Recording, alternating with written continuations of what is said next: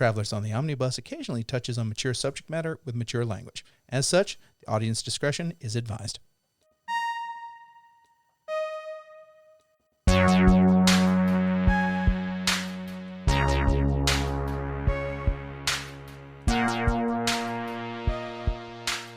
Welcome to Travelers on the Omnibus, a field trip through nerd and pop culture. I'm Jody Kite. I'm Ethan Skinner. I'm James McCarthy. I'm Brady Davis. Why does it sound like this was like predictive text that we were using? Oh my God, we're all AI now. Yeah, I'm controlled by AI, artificial intelligence. AI could probably do this show, to be honest. AI is just going to replace all of us one day. The secret's out. I love the great positive energy Jody gave us, and then immediately went to shit pile. It was all shit pile. It's all been Chat GPT this whole time. We've been fooling you. We're nothing but ones and zeros. Yeah. Just kidding. This week's brought to you by Bardy. What? What? Fuck? Well, I don't know what that is. Google Bard. Oh, okay. I don't know. So, Rocked. I refuse to keep up with all of these quote-unquote AIs. Just real quick, Rocked on YouTube. Great channel. I like his channel too, but I skipped those episodes. I don't because it's like how far has AI come? Where is it going? And God help us all. What I didn't skip was him shitting on Falling in Reverse for 20 minutes. That was amazing. Chef's kiss. just shitting on Ronnie Radke. So it's just immediate recommendation. Oh Rocked, yes, yeah, Rocked. Just whatever he said about Falling in Reverse. Ethan. Most of the time, what you've been doing this week is totally boring, so we're going to start with you. And maybe you can change that by not just saying that all you did was work and make beef jerky. Now, see, remember... He hasn't made beef... Wait a minute. You haven't made beef jerky in like a year and a half. I don't think it's been a year and a half. It feels like a year and a half. Where's Time has no the jerky? meaning. Where's the jerky? I'm actually thinking about making some jerky. Oh, soon, did you get that thought just now when we brought it up? It was something that Bianca was. Bianca said that she wanted some jerky. Okay, Bianca I trust confirmed. Bianca. So okay, I trust Bianca. Yeah, there you go. But no, Jody. I actually did some things. Me and Bianca, we watched a movie. We watched Jungle Cruise. Jungle Cruise. Oh yeah. Mm-hmm. Is that The Rock? Yes. It's The Rock with Emily Blunt. The Rock and Emily Blunt, who for some reason have no chemistry. Yeah, no. It's baffling. It absolutely baffling. I want to say it was 2 hours of The Rock making the corniest jokes. 2 hours of The Rock. Which, I mean, is par for the course for the Jungle Cruise, because that's what the head of the jungle, the person who takes you on the Jungle Cruise in Disney World actually does, is they make super corny jokes. So instead of the Disney World making a ride based off of a movie, they decided to make a movie based off of the ride. They've done that before, sir. Mm-hmm. Oh. Pirates of the Caribbean. Yep, that was Haunted Mansion. Both of them. Both of them. Yeah. Tomorrowland. I don't believe in the second movie. Mm-hmm. Star Wars Episode 9, Rise of Skywalker. I would have preferred to see. That was based on the Star Tours. Star Tours. Star Tours. Mm-hmm, mm-hmm. I mean, it's funny that we can't name like the new Star Wars rides. Something Resistance. Galaxy's Edge is the name of the land, but there's like 2 rides that are in there. Something of the Resistance. I can't remember. I think one of them's called Daisy Ridley Regrets This. Now she's doing more, and for some reason they must have backed up. Yeah, give me enough money, and you can put me in Rise of Skywalker. There's a new ride called the Marvels, generated 40 million worldwide so far. Yeah, well, I think that has a lot to do with people who are just really tired of Marvel movies or poorly made Marvel movies. It doesn't have to. From what I've heard, like we're completely hijacking Ethan's spotlight here. Standard operating procedure. Nothing has changed. From what I've heard, like reviews aren't terrible about that movie. I think it just a lot of it has more to do with people are just fucking tired of it. The negatives I've heard about that movie, if there have been, has been that everybody over the age of 18 that is in that movie doesn't give a fuck, and you can tell. Meanwhile, in their Iman, I can't remember Vellani, I think. Vellani, yeah. God bless that young lady. Right. She's great.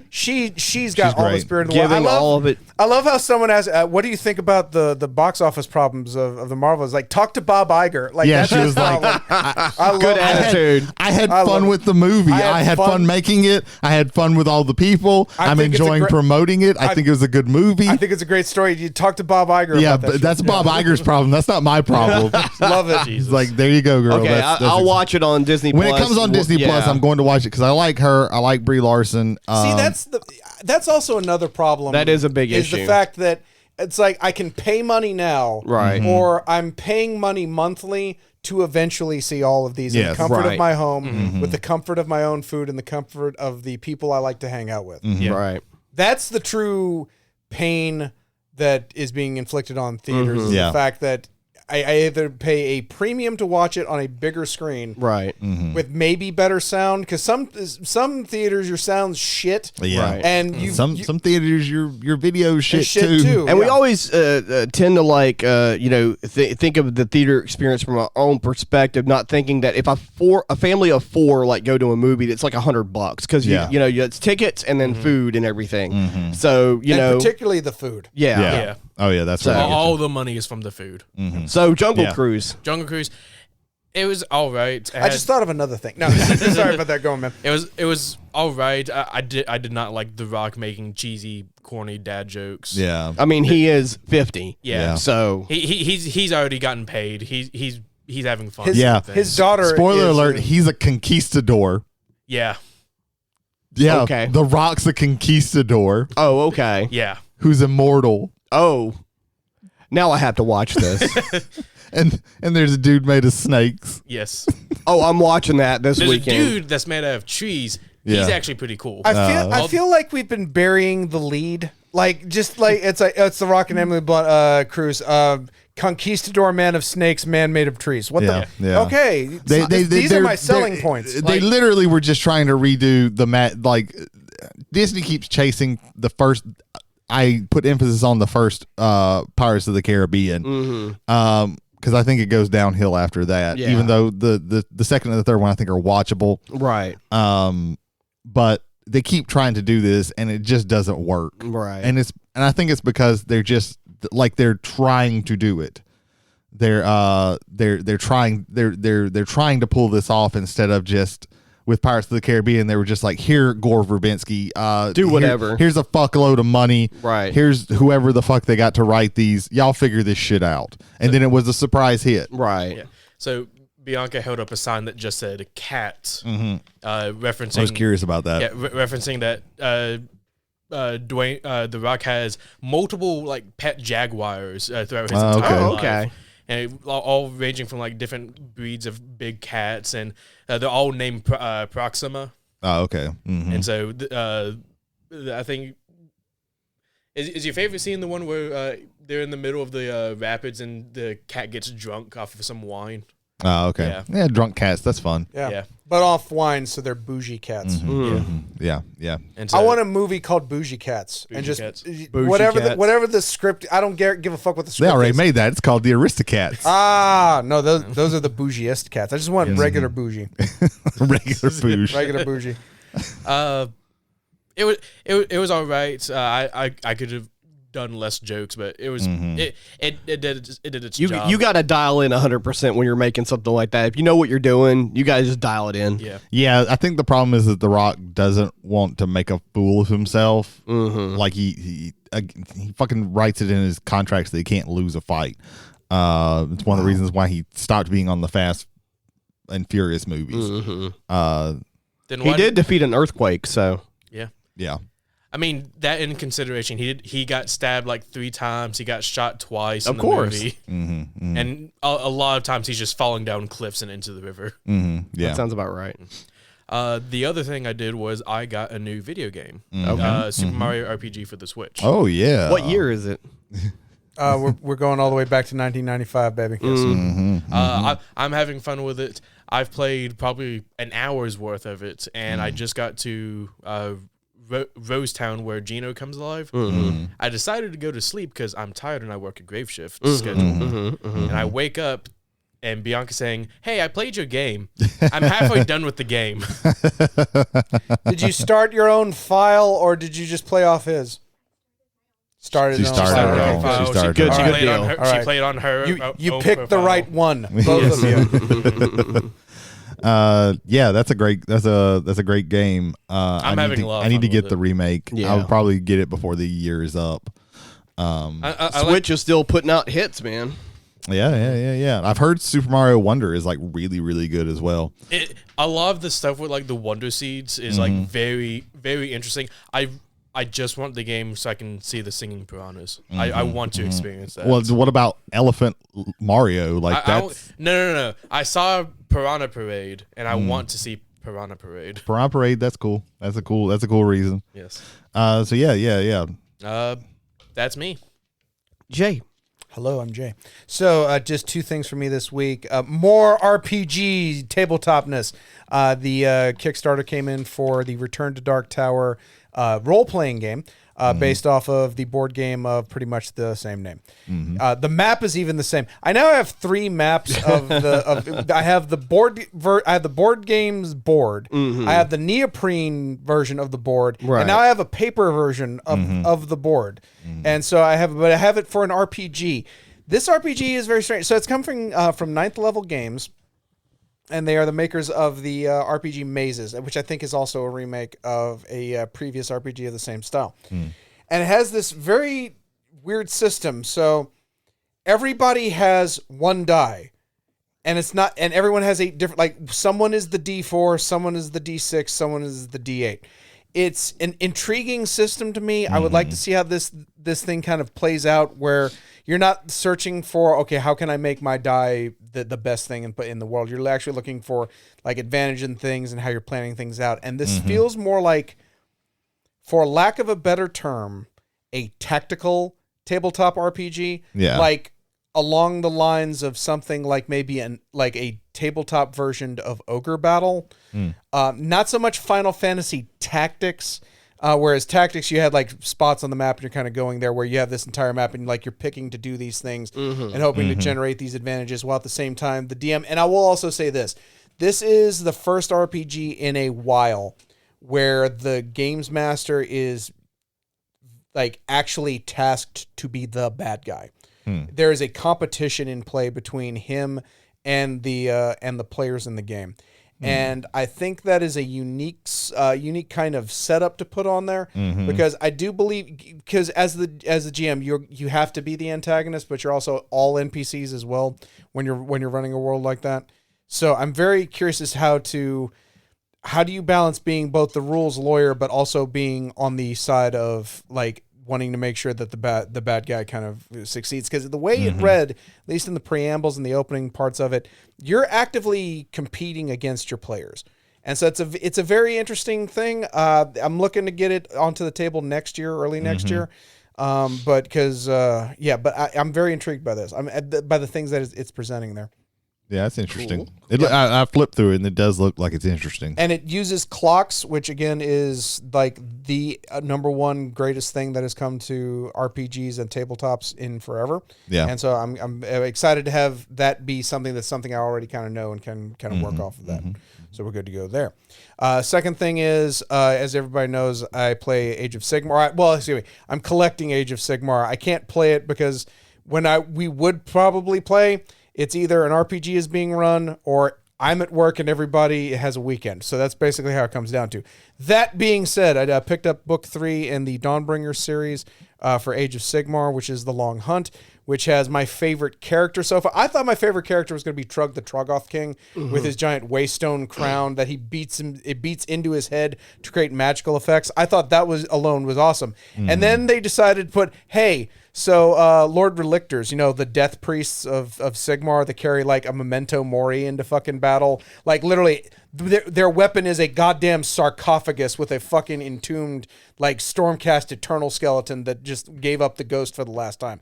How can you make that cooler? Put him on a fucking dragon. Yep. So Ionis Cryptborn on just a magenta and blood red dragon just flying into battle. I have been lusting after this fucking character for a while because Jesus Christ, everything about that is just fucking cool. And I now possess it, and I will be putting it together, and I will burn people with Soulfire. It's a really cool model. Yeah. They released several really cool models around the same time as him. That is probably the coolest model I've ever seen. That's bullshit. You know, you've seen the Gore Judge. I'm going to talk real quick about. Yeah. Oh, the powdered wig. Yeah. Oh, the powdered Ethan, wig gets me. You don't know, and you've bought some fleshier quartz, haven't you? Have you seen the releases?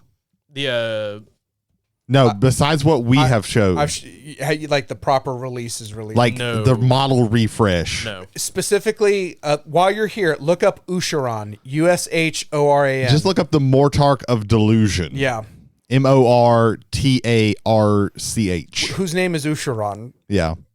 Well, the Ushoran is going to be harder to spell than Mortarch of Delusion, I think. Ushoran. Boom, it's done. I think it's 2 N's. Is it 2 N's? I think it's 2 N's.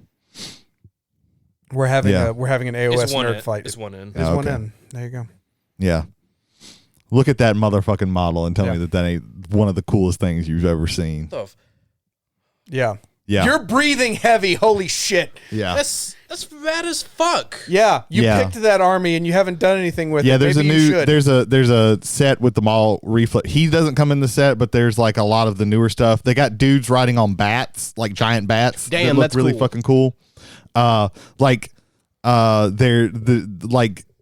little guys have like there's a guy with a banner, and the banner is like flayed skin.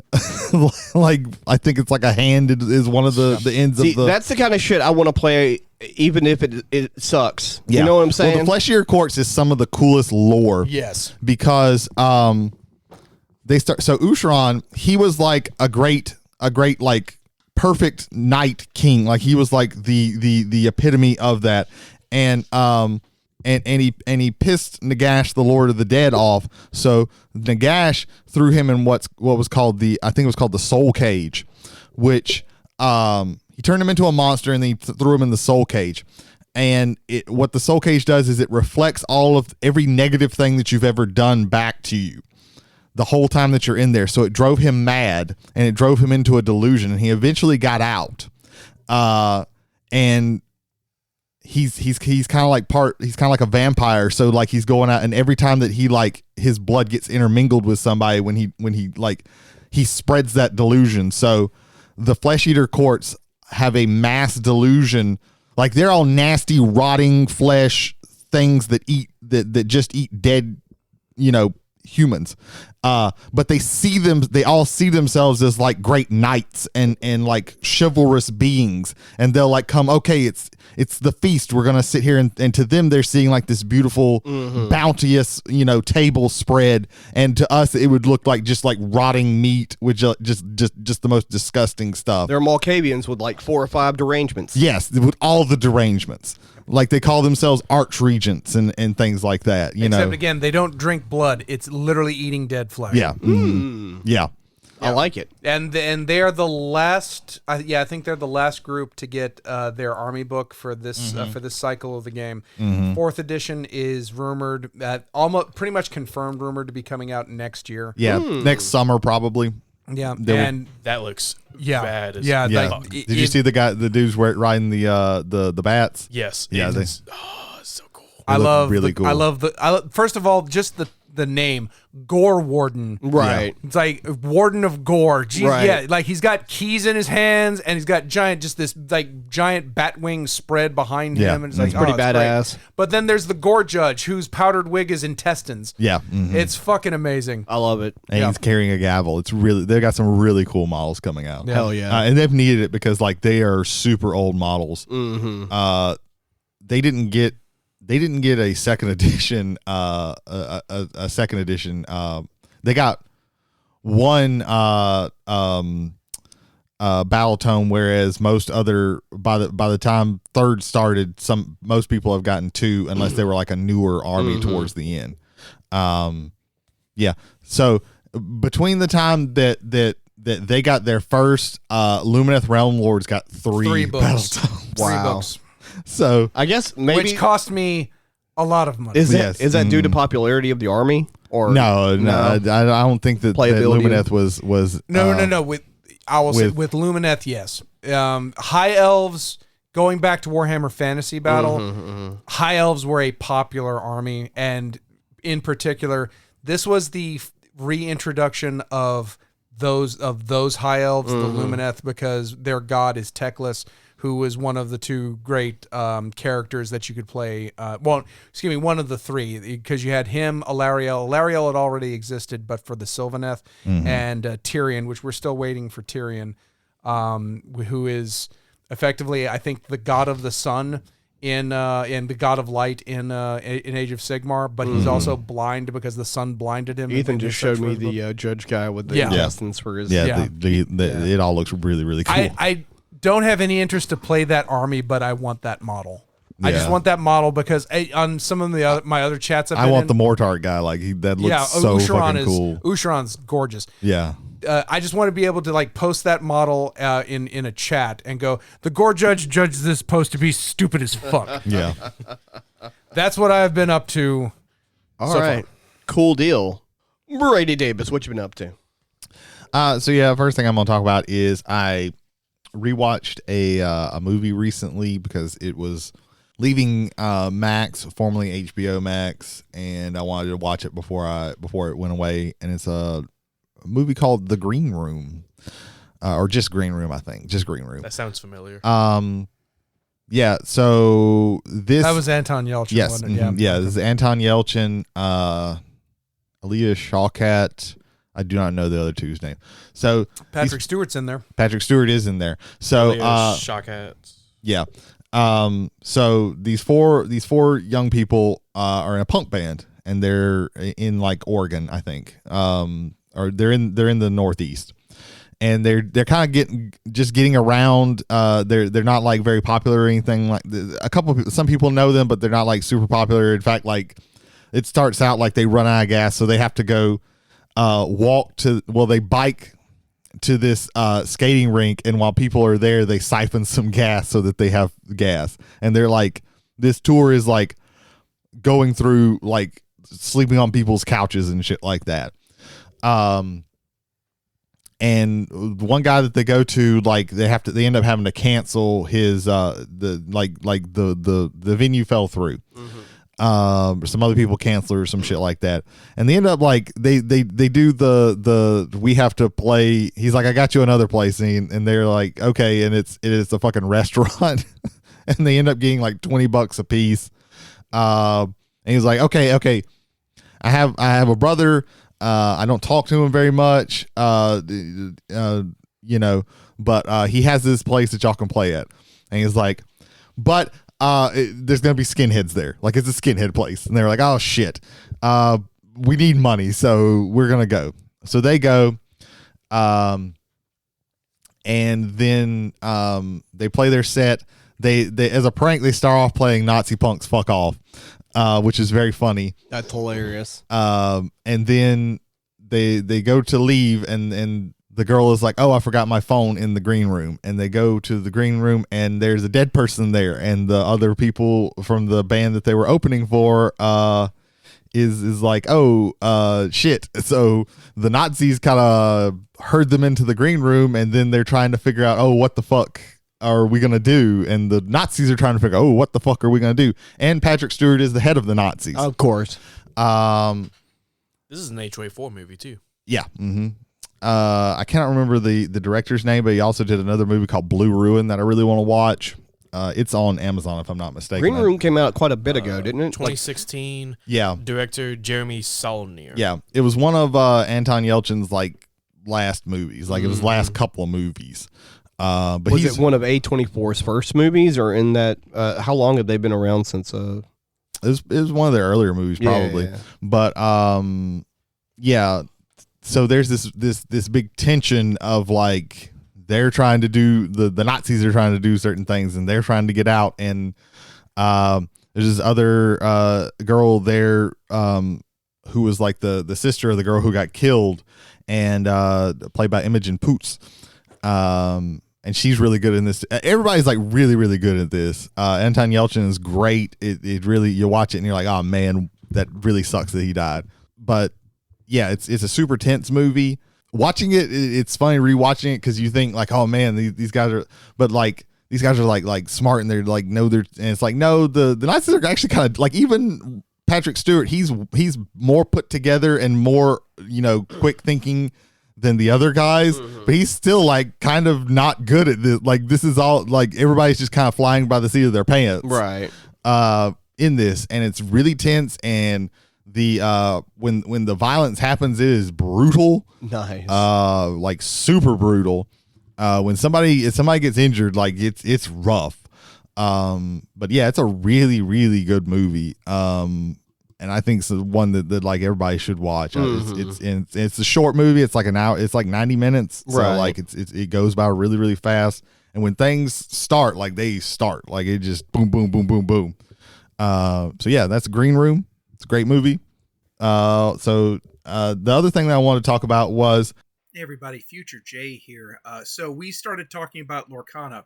And we kind of went into Disney and back into Lorcana and then back into Disney and back into Lorcana. And then we kind of complained about Don Bluth. And if you want to check that stuff out, there's going to be a rest stop in the coming days or may already be out on Lorcana, Disney, and other, or whatever the title ends up being. We'll see. Anyway, back to the show. Yeah, so that's what I've been doing. Jody, what have you been doing? Well, thanks, Miss Ethan. So actually I've done watched quite a few things. So the first thing I want to talk about, because I want to talk about so briefly, is it's been like forever and a day since I've seen this, and so I watched. My brain just shut right the fuck off. That was really fast. There we go. He watched. Okay. Coming back in now. Arcadia of My Youth, which is a classic anime. Okay. It's because you said you could be making this up. I don't know. I was going classic of what, because I've never heard of this, and then you said anime. It's like, now it all makes sense. It's from like 1980 something. Oh, okay. The early 80s. This is by the same creator and company that made Yamato, also known as Star Blazers. This is the first appearance of Captain Harlock. Oh, okay. This is his origin story. They made a sequel to it, and then they made a Captain Harlock TV show, and then they also made Galaxy Express 999, the TV show, and then they made a movie about it. Harlock was not in the Galaxy Express TV show, but he was in the movie because he had become a really popular character. But I don't want to talk about the movie. I want to talk about where I watched it and why. So... the movie is in English on most platforms it's on, which it is on Peacock in English, and it's also on another platform in English only. You can't change the subtitles. It's on Tubi. Because hold on, slow down, son. Okay. The Japanese version is on Crunchyroll. Again, you can't change the audio options on these movies sometimes because of rights and things of that nature. But also, the Japanese version is on Tubi to watch for free. Now, the reason why that's important is because, especially from this time period, dubbing wasn't always very good for these movies. Mm-hmm.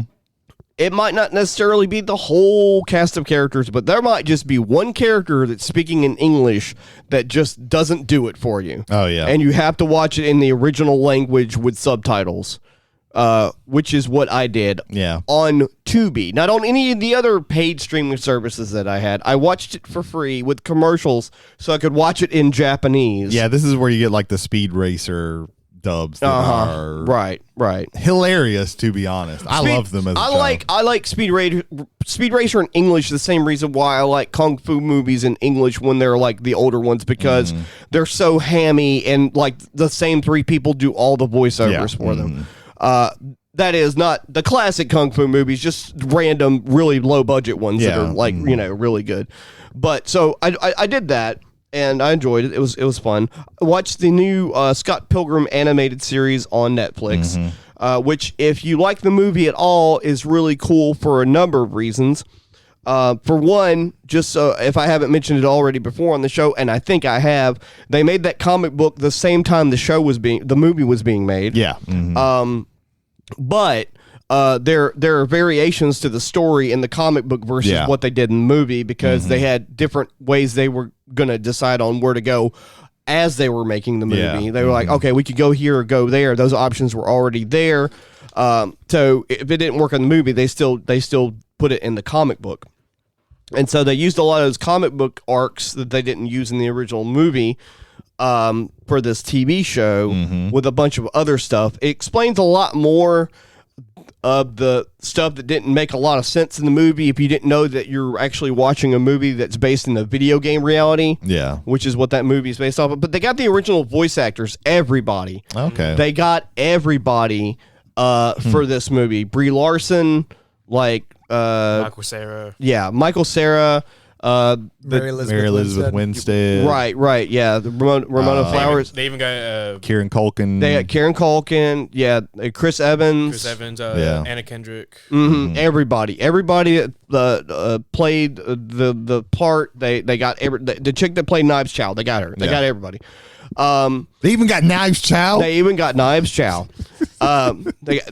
Well, it should be they even got Jason Schwartzman. Yeah, they even got Jason Schwartzman on it. Jason Schwartzman don't give a shit. He'll do anything. He will do. Paul Thomas Anderson can't get Jason Schwartzman anymore. I mean, that's just what it is. But it was Wes Anderson can. Yeah, that's true. I keep forgetting all of the Pauls and the Andersons. It was for what it was. It was enjoyable to watch. I really dig the art style. So that was really cool to see a sort of classic American animated style from the mid 80s to mid 90s kind of American art style for cartoons. That was really cool. It explains the whole thing in the movie with at the end of the movie with Ramona Flowers. They go through the door and everything like that. She has dimensional powers that explains everything. Yeah. So that was pretty cool. Yeah, that's one that I'll watch when I decide to give Netflix my money again. That's one of the reasons why I watched it. I'm watching that, and I'm currently binging Black Mirror. I'm watching at least one episode a day to 2 episodes a day. Sometimes that's all you can take. Black Mirror. I don't think that's a show you really need to watch a lot of at once. But I'm binging that to get through that because December somewhere. I'm probably, because I already know what's coming out on Netflix this month. I've already checked what's coming up in the next month, I should say. And Max is dumping half of their fucking DC shit on Netflix for December or whatever. So that's how you make money in streaming. Sell it to the streamers. All the shit that was on the Showtime app is on Paramount Plus right now, which is where I'm getting to my next thing that I watched. Real quick, there's one of the Black Friday deals that I saw is max 6 months for $3 a month. I need to look into that. I think it's the ad version. It's the ad version. Okay. Yeah, that's I not think bad. They're doing a lot of sales on this. I think Hulu is also doing a sale, right? But it's the ad support version. Okay, for me, and the Max thing for me, because I've got AT&T, which Max comes with that, right? So it's it's not something I'd have I get Disney through my phone service as well, and in fact, I might do that for at least since my computer's fixed now, I can watch it on my PC because on Prime you don't get that option. In fact, Max has a deal where you can get a year of Max for $100 and something or whatever it is, and also you can download X amount of movies and things like that or whatever. You can't do that with the Prime subscription. If you get it through Prime, you still pay the same $16 a month for it and get no benefits from it. So it was run through Prime, so Jeff Bezos gets a cut of it now. Oh yeah, 100%. So I watched. The only thing he's got to have more money to take really awkward but trying to be sexy cowboy pictures with his girlfriend now. Look that up. I don't want to. The only thing you're grabbing your phone. No. You want to. Why are you doing this, Ethan? Stop. I got a text. That's why. Bianca, get your man. He's about to make very bad mistakes. No mistakes. They're in like the door of a pickup truck. No, it's you're like not making the case better. That might be the first time Jeff Bezos has ever been in a pickup truck. No. The only thing Jeff Bezos doesn't get a cut of is his hair. Continue. Well, I was going to talk about what I watched, but I'm going to talk about something else I watched before I talk about what I watched. Wait, sure. You didn't have to explain that. I did. I wanted to. What? So I got to hang out with my kids Saturday, and we watched Sharkula. I watched it all the way through. Good God, why would you do that to your child? The great thing about that movie that we never got to because we only watched that 30 seconds is that there's scenes where the 50-year-old college students. I refuse to believe that a movie named Sharkula has scenes. There's a scene. There's no way they put that much thought to it. Lord. You thought I was making it up, didn't you? Oh dear Lord. No. That's fucking Jeff Bezos in a pickup truck. See. Every time this guy looks through the blinds in his bedroom, he sees not only a different scene but a different location. And then we watched Shark Side of the Moon. Yes. Good Yes. God. Yes. There's a scene in that movie. Yes, there is. I've watched it. Where a guy, where a guy like puts a fire extinguisher between his legs and jets out into the void of space on the moon to blow up some sharks. Also, there are like Russians just walking around with like no fucking apparatuses on. Hold on, Brady. They explain it. Algae. Yeah, cool. Yeah. Cool. Yeah. Wait, moon algae. Moon What the algae. fuck? Moon Jesus algae. Christ. Yeah. Explosions. You don't need oxygen. I don't understand. Yeah. There's only so much time that you have on this earth. Why would you spend it watching these movies? They're hilarious. Sure. But anyway. You have to know the nadir if you happen to know what the zenith looks like. You have to know the nadir to appreciate what the zenith looks like. I don't got to go to the Marianas Trench to understand that. Hey, the sunrise is really beautiful. Like, just what the fuck? Why is it saying that Shark Side of the Moon is on Disney Plus? I don't know, but it's on Tubi. Are you like? Is your VPN saying you're in like Croatia or something? Are you having a stroke? No, it's saying where to watch. I see Tubi and Disney Plus. You could probably click onto Disney Plus and try and find it there, but it's a Tubi original. If that's on Disney Plus, we've got problems. Why is Google telling me this? Google doesn't know what the Spoiler fuck's alert happening. for the ending. Baby shark do do do do do do. Baby shark do do do do do. Baby shark. Also, the shark looks like if King Shark from the Suicide Squad was a hammerhead. They never explained how they got off the moon after both of the ships blown up. There's several spaceships. All of them blow up. They get off the moon. Yeah, they go from they blow up 2 ships to stop the sharks from going back to Earth because that's where they started. Brady, and they show up on a raft in the middle of the ocean. I'm now going to do the entire first scene of Shark Side of the Moon for you. Here we go. All right, hey, this comrade. man's watched this enough. Hey, comrade. Hey, comrade. Whatever you do, don't let the mutant sharks, what they were making, onto the spaceship. Oh shit! The mutant sharks got onto the spaceship. There you go. There's the whole fucking opening of the movie. I like how he says, "I didn't have time to bring the rock and roll records." You didn't have time to bring a fucking phonograph, motherfucker. Yeah. Why is that there anyway? Yeah, there's a phonograph. Yeah. But no rock and roll records. Yeah. Only Tchaikovsky. Or whatever his name is. I'd much rather watch Sharkula than Shark Side of the Moon. That's a bold. I'm going to tell you. That man can tell you what Shark Side of the Moon's probably better than Sharkula. Well, it's not probably, but you know. Anyway, there's a scene in Sharkula where Renfield sniffs a bra for 5 minutes straight. Jesus Christ! It's like you're comparing like two like. Over here, I have horse shit. Mm-hmm. Over here, I have dog shit.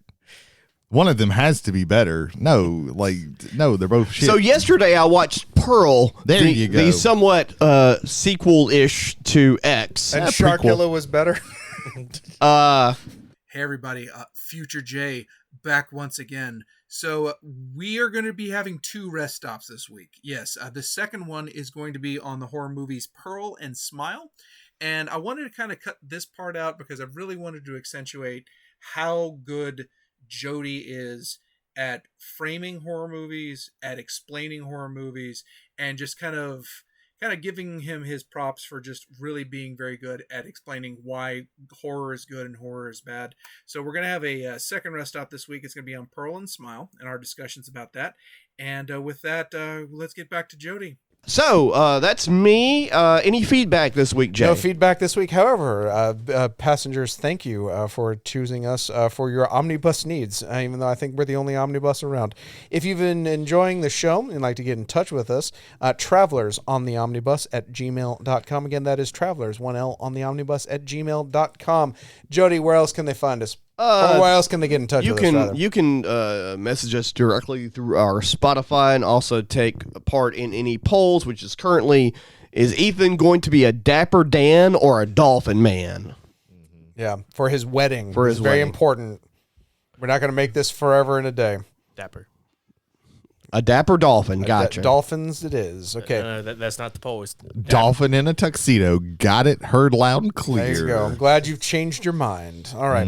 And I knew you'd come around eventually. And ladies and gentlemen, again, also if you've enjoyed listening to us and you'd like to show us or present us, because we're still only audio, to your friends and neighbors that don't necessarily have the podcasting networks that you listen to podcasts on, we are on Spotify, Apple, Google, and Amazon. Google, soon to be YouTube Music, one of these days. One of these days eventually. Yes. Well, I think it's time for our main topic.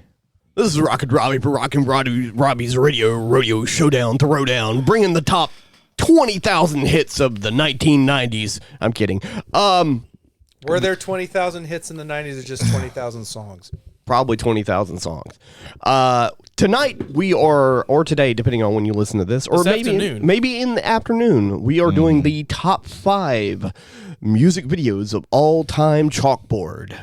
And I'm going to preface by saying, at least for myself, this is not necessarily reflecting on any of my tastes. This is just, for me, the top 5 music videos, whether I'm a big fan of it or not. Oh, so you went like a universal thing. I went broad on it. What I thought of my entirety of my life watching music videos. There used to be this video channel that showed videos. There used to be several of them. It was called VH1. It was called VH1 Classics. It was called Fuse. It was called Fuse. Now it's called Loop TV. No. It was called. You could say that. I would. It was called Rage, and it only aired in Australia and New Zealand. It was called Mondo, and Dan Avidan was a host for it.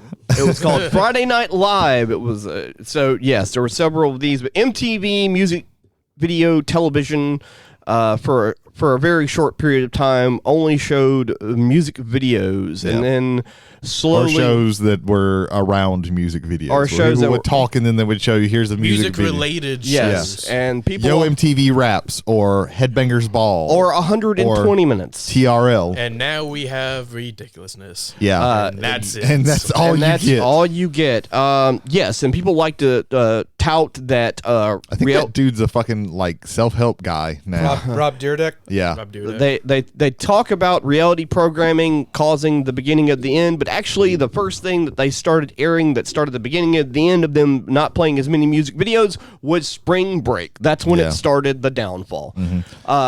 So I'm going to start. Okay.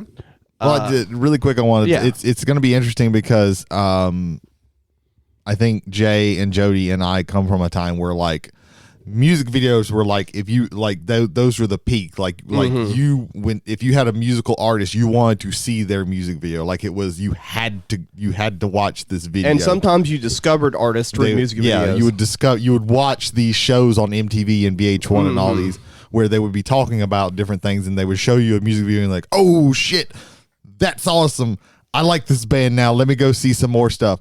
And that has like not like music videos are still around. Right. People still make music videos, but they are not like the epitome of like getting your music out there. Yeah, you have to look for it a lot harder nowadays. Yeah, so it is not. So I'm really interested in like the changes, because like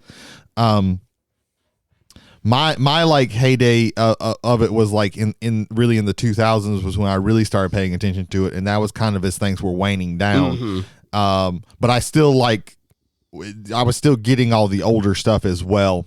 Whereas, you know, Jody and Jay, y'all are more in, y'all were like growing up in that heyday of like the 80s and the 90s where like it was a big deal. And then now we have Ethan, who is like later on as things have already died down, where it's still around, but it's just not like it's not as prevalent. It's not as prevalent. It's as internet it used to forward, basically. Yeah. Well, and the distribution now is pretty much, I would imagine, TikTok and YouTube. Yeah, and there's a lot. And with TikTok, like, you'll get bits and pieces of the video, but more likely you're just going to get bits and pieces of the song. Well, more than likely, if it's a song, it's somebody like doing something while like lip syncing the song or something like that. You're not going to get like the music video unless it's by the people. And nowadays, I think a lot of the stuff is like made to be digested in those short little bits on TikTok and things like that. Yeah, in fact, there are quite there's an area of one of the museums, one of the bigger museums, that has a vintage video hall because it's considered an art form. Yeah. Yeah. Like oftentimes nowadays, I think especially in like country and rock, like they can be very like, we're just gonna film y'all in this place. And there's often no story. Yeah, there's no story or anything like that. But like back in the day, barest of bare barest of bare minimum stories. Where they're not putting much effort into it, and back in the day, and I know that sounds like an old I'm an old man when I say that, but they really did put more effort into it. Some people are still doing that. Yeah. Yeah, even if you don't like Lil Nas, some of his videos have been pretty nuts. Yeah, Lil Nas X is like has done some really nuts stuff. I think, and of course we're talking about music, so Sleep Token, a lot of their music videos are like really doing interesting things. Yeah, Ghost too. Ghost, yeah. Ghost was on my there were some short list songs of theirs. But yeah, there are people still doing it and still like putting effort into it, but a lot of stuff now is like to me very low effort. So things have changed now, but I think this is I'll let you go, Joe. Yeah. All right, so I'm gonna go first because I'm gonna go first and see what everybody else does afterwards. So my first pick is gonna be my number 5. It is the former frontman for the rock band Genesis, Peter Gabriel. Okay. And the video is Sledgehammer. Sledgehammer was that's a good one. Was a big deal when it came out. I think it was like 89 or something like that. And it almost fully animated. A lot of Peter Gabriel's videos are usually like artistically done in some sort of animated way.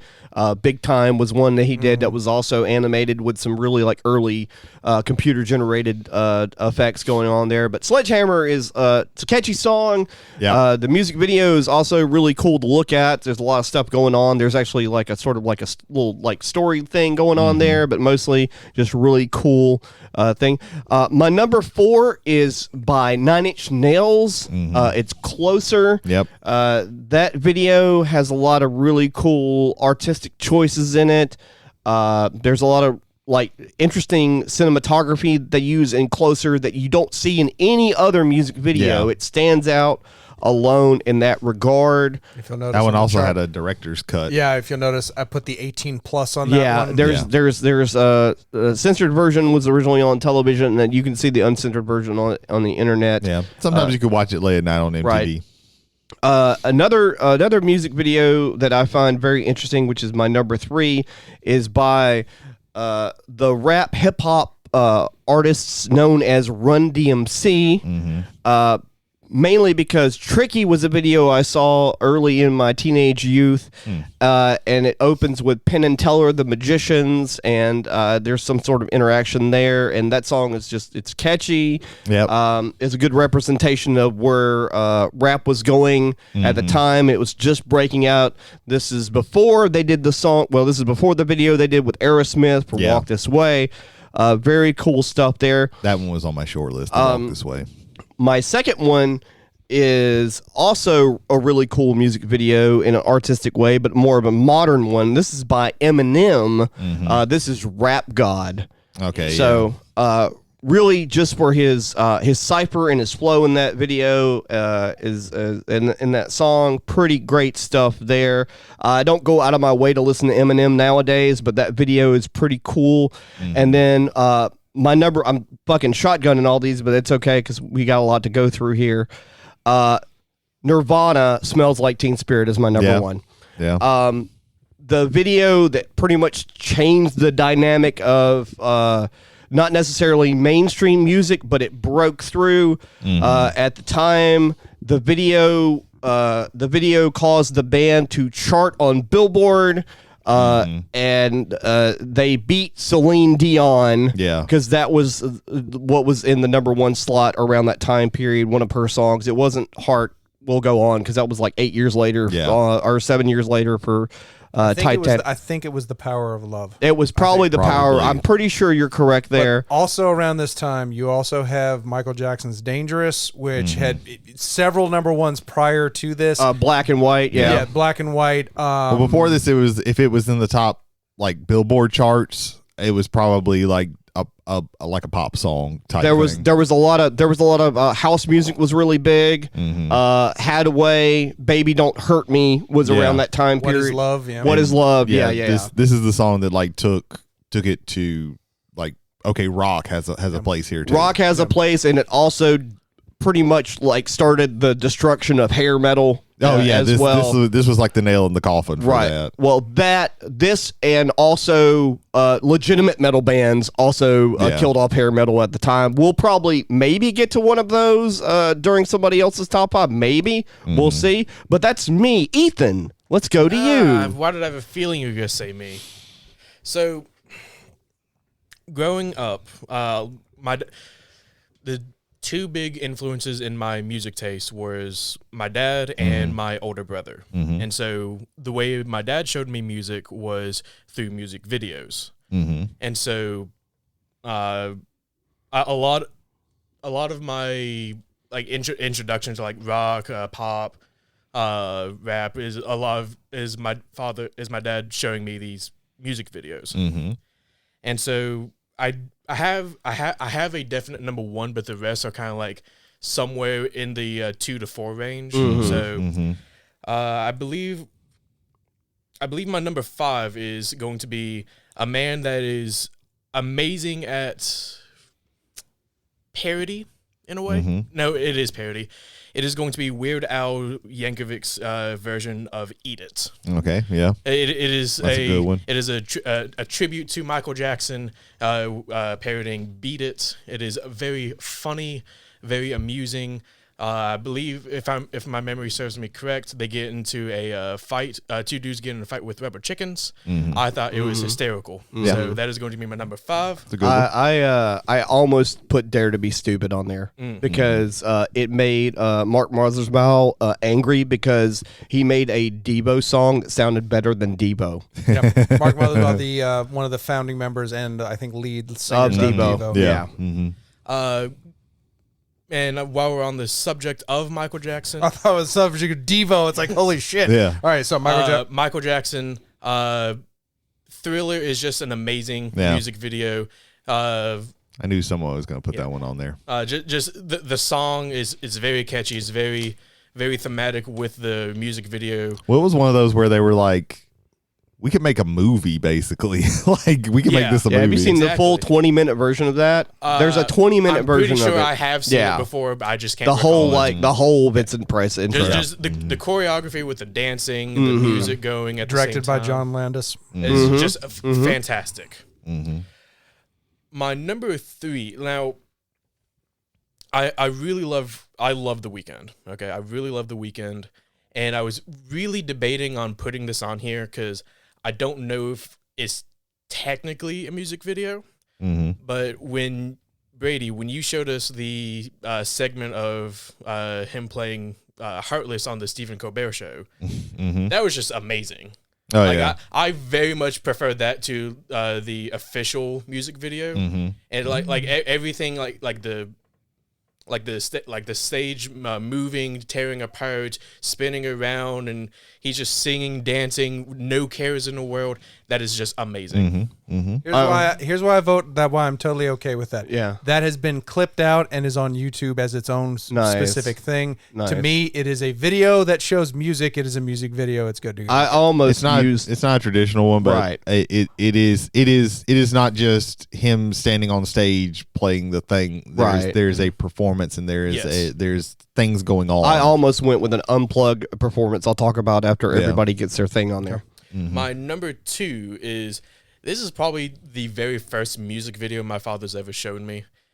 Imagine you're in your room, okay? You're in your room, you're playing the guitar that you got, and all of a sudden your father, he slams the door open, immediately stops you and says, "What are you gonna do with your life?" I want to rock. Damn. It is going to be Twisted Sisters. We're not going to take it. I didn't know that's what he was going to say. Yeah. I legitimately didn't know that's what he was going to say. And then he just goes into this spinning transformation. It is amazing, fantastic. I love the song. So we got to go to the casino after this. I fucking called that shit before it even happened. All right. My number 1, this has just always been hands down my favorite. You're sitting in a diner, okay? You're sitting in a diner. You're reading what you're not reading. You're looking at a lot of hand drawn scenes. When all of a sudden you see a hand appear out of the book that you're reading. You grab the hand. You're taken into the book, and all of a sudden you are listening to "Take on Me" by Aha. Yeah, like the video, like the artistic. Way they went with it, everything going in and out from hand-drawn characters to the actual characters, the chase from the fake from the drawn police. It is amazing. Plus, that video is so iconic that it ran for years on MTV. Yeah, literal years. That was on my short list, and that's always one that you see on like near the top of like lists of like greatest the 80s videos. Well, just greatest music videos of all time. Yeah, you're right. And it's one of my favorite songs. Yeah. Really fucking great. So it's really good. That is my top 5. Brady. All right. So this actually ended up being pretty difficult for me, at least to narrow down. Like the top 3 came pretty clear to my mind, but these bottom 2, which I know these bottom 2 aren't going to make it onto our final 5, but I did want to rep them. I had like tons and tons of like, this is the longest short list that I've had, and then like I also had a really long short list, the list before the cut, and then I had another cut. So I wanted to get a rap song on here. I went back and forth with several things. There was like, Jay-Z has some great videos. I thought about 99 Problems, which is great. I thought about the story of OJ, but then I realized that I am not equipped to talk about that music video. If you see, or the song, to be honest, if you've seen it, so I settled on, a video by Run the Jewels. And this is technically DJ Shadow featuring Run the Jewels, but there was another Run the Jewels song called Close Your Eyes and Count to Fuck that I was very close to putting on here. But I ended up with DJ Shadow featuring Run the Jewels, Nobody Speak. This is a video that you've heard the beat before because they play that title again. Nobody Speak. Okay, gotcha. You've heard the beat before, but it takes place in basically like a UN chambers where they have the circular table where everybody's looking across, and it's the the words that are being spoken by Run the Jewels are said by like two old white men on the opposite ends, and they're just insulting the fuck out of each other, and it ends with like a fist fight. Like the whole thing, there's like a pig running around and chickens. By the end of it, it ends with like the dude trying to stab the other guy with an American flag. Like the first lines are, picture this, I'm a bag of dicks, put me to your lips. I am sick, I will punch a baby bear in his shit. And they're going back and forth at this, and it's fucking hilarious. And it also like has, it had a lot of Run the Jewels has a message, and this is kind of like showing that. But so that's that one. The next one, there was a lot of short list with this.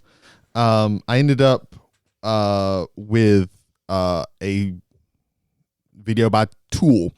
The band Tool has they only have a handful, I think like 7 videos, maybe 8 or 9 total. They don't make very many music videos, and most of them are made by the guitarist Adam Jones, who has worked on special effects. And if I'm not mistaken, he actually worked on some stuff on Jurassic Park. I think he worked. I think he did a lot of like some of the stop motion stuff, because they do a lot of stop motion in their movies, in their music videos. It was between the one that I actually put on here and another one called Prison Sex from goddamn, was their first full album? Goddamn, Undertow. Undertow. Yeah. But I went with Parable/Parabola. If you look at it, it's probably just under Parabola. It's Parabola, but I think it's pronounced differently. Some people, it's a Tool song, so like nobody knows exactly how to pronounce the shit. This is the reason I did this is because oftentimes when you watch a Tool video, their music video, they're weird, and you usually end up saying like, what the fuck is going on here? But with this one, I said, what the fuck is going on here? But also I was like, holy shit, this is awesome. If you've ever seen, this is from the album Lateralis. If you've ever seen like the cover of it, the Lateralis Man, where like you're peeling back layers and you can see different things from it. The music video ends with this, and it's really gorgeous. This is like the first time they use like computer graphics in any of their videos. But they use it to like they do some really cool things with it. There's this really cool part where a circle is formed, and then these hands come out and like pull the edges of the circle through to make this like star geometric shape that's really cool. It's hard to Tool videos are fucking hard to explain. Oh yeah, but this is a really, really cool video. So now we're gonna get into some more classic ones. I also put a Michael Jackson video on here. Thriller I think is the obvious one, but I went with not just my favorite Michael Jackson video, but my favorite Michael Jackson song, and that is Billie Jean. I like this one for its very good one simplicity, and it has like a really cool gimmick where he's walking and dancing, and everything that he touches lights up. So if he's walking on the sidewalk, like it lights up, and as he's dancing, different parts lights up, and it's really cool. And I think it does a lot, but being very, very simple. So that's that one. Yeah, he created he did the moonwalk on that video it wasn't the first time he did the moonwalk, but it was the first time it was in a video. He moonwalked over the lighted floor panels on that. He does like the standing up on his tiptoes. I don't think he does the moonwalk. Maybe on that. He does the moonwalk at the award show at the 25th Motown at the 25th anniversary of Motown. Mm-hmm. Went singing that song. He does the moonwalk there, and everybody goes crazy. Oh, okay, it gotcha. shook the nation. The nation. This song is also a beef song. Right. This is about his prospective baby mama. Everything in that is a legitimate like gripe at her. Mm-hmm. Right. That and want to be starting something. Yeah. In the same band. Funny enough, when they were making this video, the director of the video didn't want any dancing. Right. And Michael Jackson was like, no, I'm going to dance in this video. I'm Michael fucking Jackson. Right. Yeah. That's part of the package. Yeah. So there's that one. So my number 2, I also went with a Nirvana song. Nirvana has some great videos. They do. And again, I'm going with my favorite Nirvana song, and that is Heart Shaped Box. Oh, yeah, that's a good one.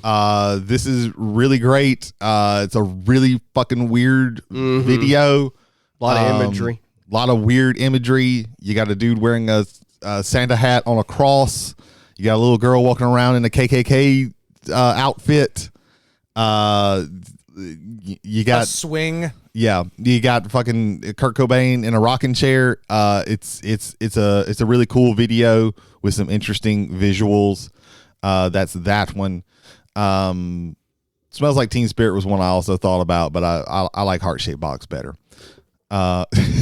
We just realized I'd noticed my mistake. We just realized that Jay wrote. I legitimately did this. We have two Bradys with now. everybody alphabetized, and then I just started writing shit, and so I have to undo this so everybody doesn't get totally confused one day about this.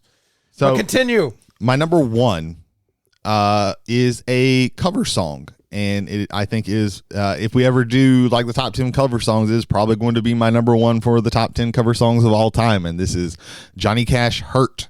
Oh yeah, this is a video that I watch from time to time still, and so depressing. And it hits hard every single time. That this man was able to take an incredibly personal song written by somebody else and interpret it in a slightly different way, to mean similar things, but to be so different, and to also the video just adds so much to it with the metaphor of the House of Cash. This is a closed down thing that nobody gets to see anymore, right? And we're getting to see inside it, and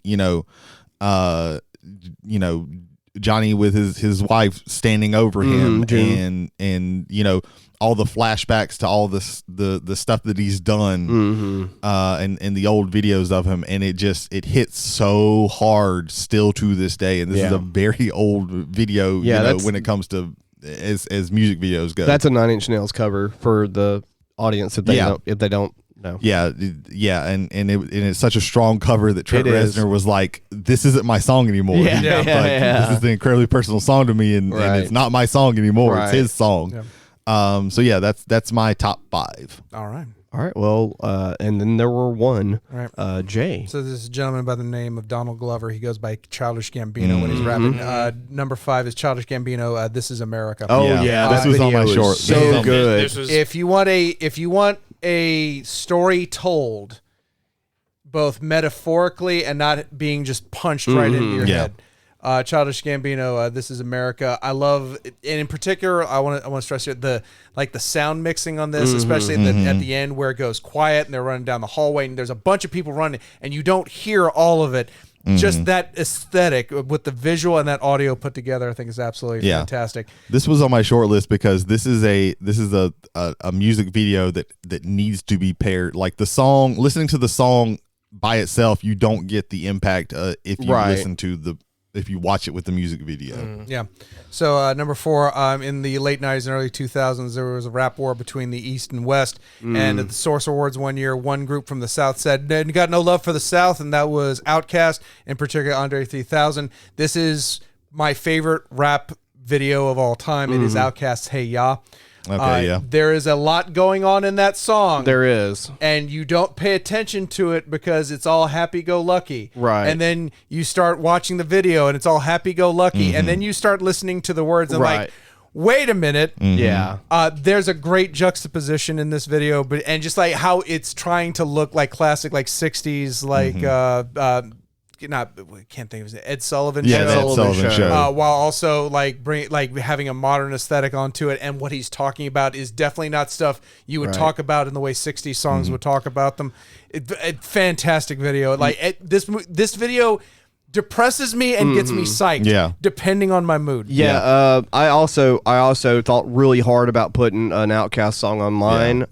It was actually like in my short list, it was like tied between I'm Sorry Miss Jackson and BYOB, which is just like a fast paced, awesome ass fucking video. Well, what I love about that video is just like it doesn't let you think, which is kind of the way the lyrics are. It's like, don't let you think. But then if you can get into it, it's one of the reasons like Outkast And this is kind of topical because Andre 3000 finally had put out a new album. Yeah. And it's flute rap, and I think it's amazing. It's not flute rap. It's a flute album. There is no words. There's no words on this album. Shit! Someone told me flute rap, and the names of the song and the titles of the song are like really long. Yeah, that first title is amazing. And so yeah, Andre 3000 dropped a flute album, and then Big Boy is training owls. That's what he does. He raises and trains owls. Yeah. So if you're wondering, I'm glad they found their piece. If you're wondering what they've been doing, well then. All right, I'm just checking for something. So my number 3 is a bit lower on somebody else's list, but it is brought up consistently, and for rightly so, because it is one of the greatest, at least the third greatest album according to me. Not album, but videos of all time. That's Michael Jackson's Thriller. Yeah. Just everything about that. The love for horror films, and to get an actual horror director to also come in and do this, the use of Vincent Price on his solo rap in there is good. Watch the 10-minute version. The long version is so much better. It's really good. Incorporates everything perfectly. But yeah, my number 3, Michael Jackson's Thriller. My number 2, my only animated one on the list. There's this group called Daft Punk, and they had an amazing album that had pretty much an anime, like every song almost, and it had an anime video done to it. They had a DVD. It was Interstellar. Yes, and all of them you can watch together for one story, but if you have to pick one story out of all of it, it has to be, it's my favorite Daft Punk song of all time, and I think the music video is the reason for it, and it's One More Time. One More Time. One More Time was also on my short list.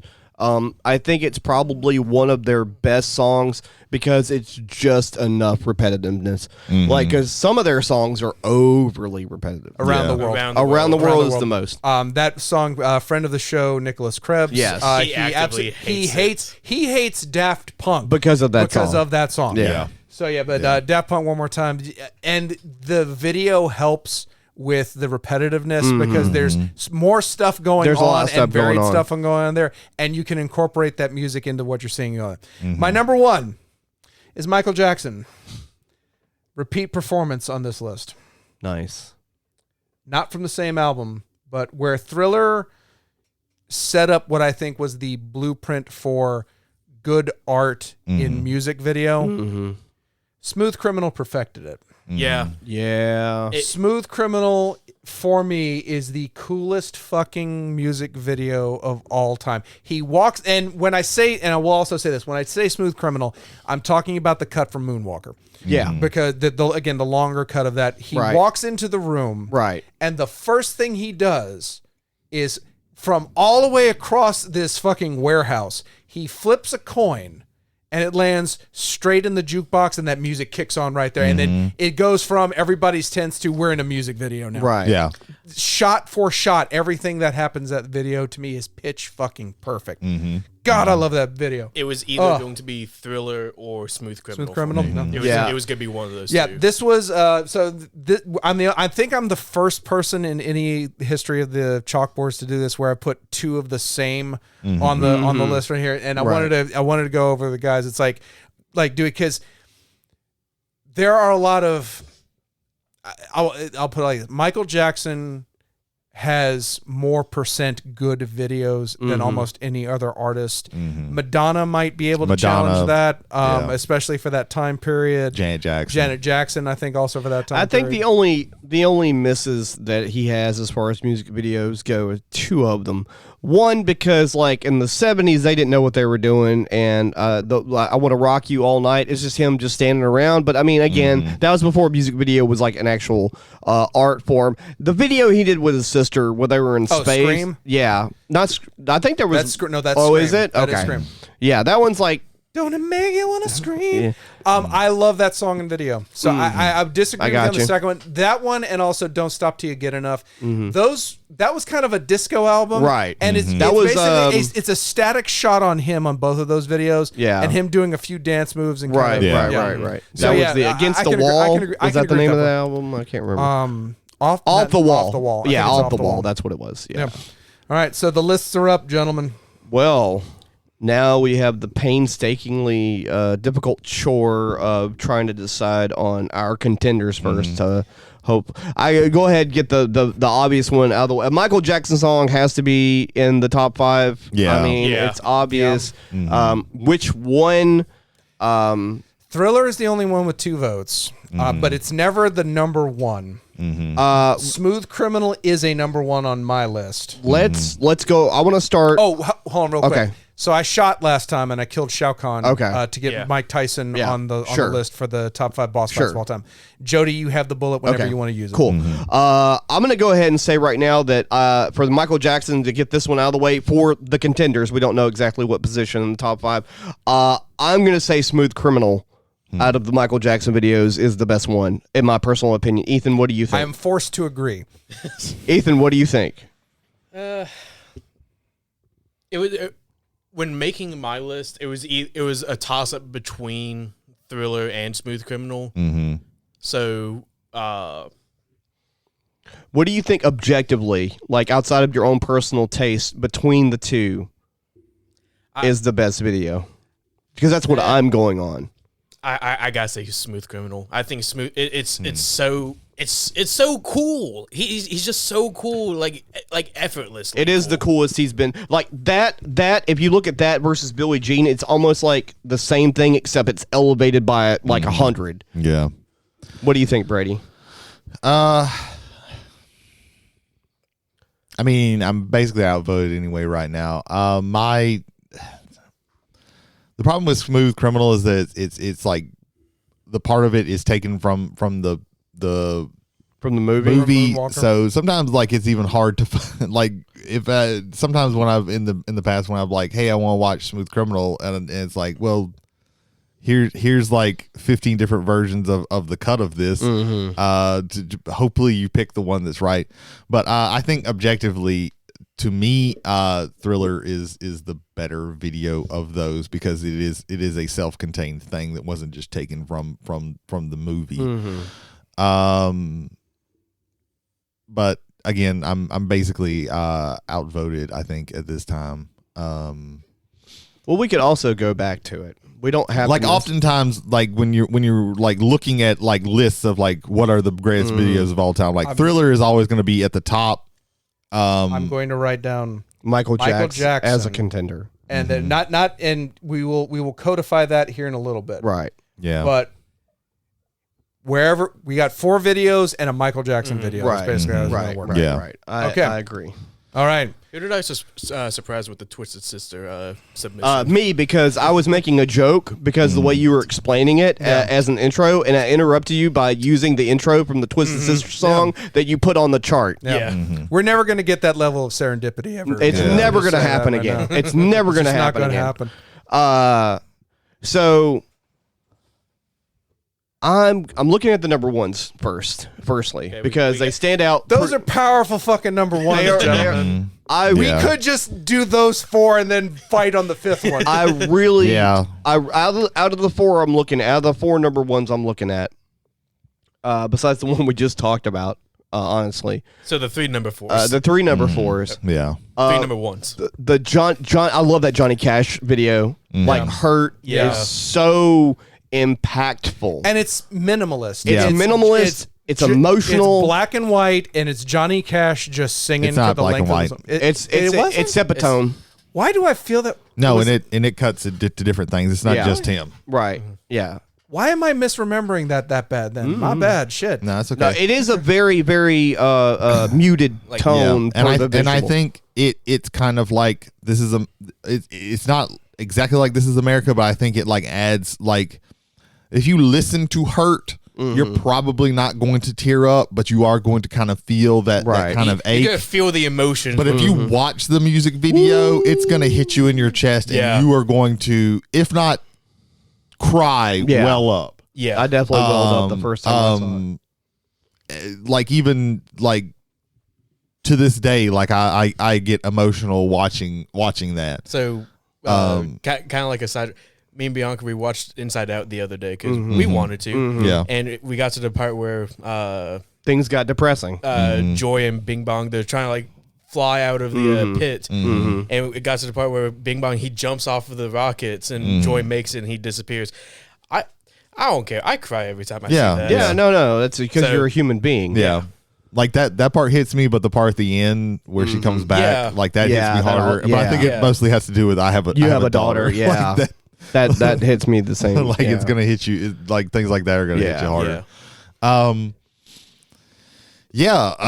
mean, it's my number one. So like, I'm definitely gonna go to bat for Hurt. I will co-sign on Hurt. I will also co-sign on Hurt. Okay, contender Hurt. Hurt is Johnny Cash. Hurt on there is going to be in the top 5 somewhere after we get done figuring out the rest of this shit. Okay, we looked at Johnny Cash. Let's look at Nirvana.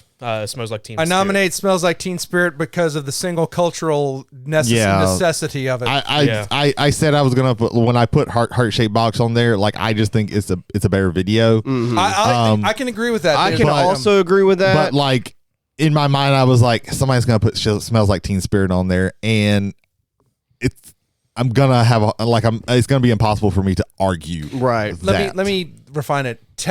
From a technical like shooting, what they do with the shots that they compose in it, Heart Shaped Box is a better video. I think the metaphor, especially for what you get in Smells Like Teen Spirit, like the idea of a pep rally. Yeah. And everybody's super excited except the band. Right. Yeah. Everything's just batshit. And also, it's a very simplistic video. Yeah. Yeah. I also like that those extras, they were just some people, some young people that they got, and I don't even know if they paid them, if I'm not mistaken, but like the shit at the end where they're just kind of going crazy, that was just them. Like they didn't say like they were just having a good like time. somebody literally stole the hi-hat from that was not planned. Like, hey, get the hi, like somebody was running away with the hi. Let me tell you a really quick story. Okay. So Nirvana was about to do their rehearsal for the Saturday Night Live performance that they were going to do in a day. They got a phone call, and Chris Novoselic, whatever, the bass player for Nirvana, turned to the band and went, "We've made it. Weird Al wants to parody our song." Yeah. And it Smells Like Nirvana is one of Weird Al's best videos. I have another story with that. So because Weird Al, usually he will try and like contact the people and say like, hey, can I parody your song? And he called up Kurt Cobain and was like, hey, I want to parody a Nirvana song. And Kurt Cobain was like, it's not going to be about food, is it? Yeah. And Weird Al was like, no, it's going to be about how nobody can understand anything that you're saying. And he was like, well, okay, that's cool. So I will always have a dark place in my heart for Coolio for being against Amish Paradise. Right. Yeah. Well, at the same time, Amish Paradise was on my short list. I will always, no matter what, unless it's something very horrible, have a wonderful feeling in my heart for Chameleonaire. Because White and Nerdy by Weird Al, Chameleonaire loved that. It's like, I made it. It's like Weird Al is parodying me. It's the way you look at it. It's the way you look at it. So, Smells Like Teen Spirit? Yeah. Okay. I can't. Like, just with the cultural influence. And it's a cool video. It is a very cool video. It's a really fucking cool video. Let's keep up this energy. For cool video, take on me. Yeah. Like, I can't, like, our like, this seems kind of cheap, but like our number ones are like really fucking good. strong. These are some like stacked like number ones. Yeah, these technically number ones. Smooth Criminal's not on there yet. We just have Michael Jackson as a concept. Right. Yeah. Yeah, but number one might just need to be Michael Jackson videos. Fuck it. Just Michael Jackson. That's a lot of circles to put on this board. All right, so let's look at our contenders real quick on our the time periods or whatever. So, Take on Me, that's early '80s. Michael Jackson, we have to par that out for right now.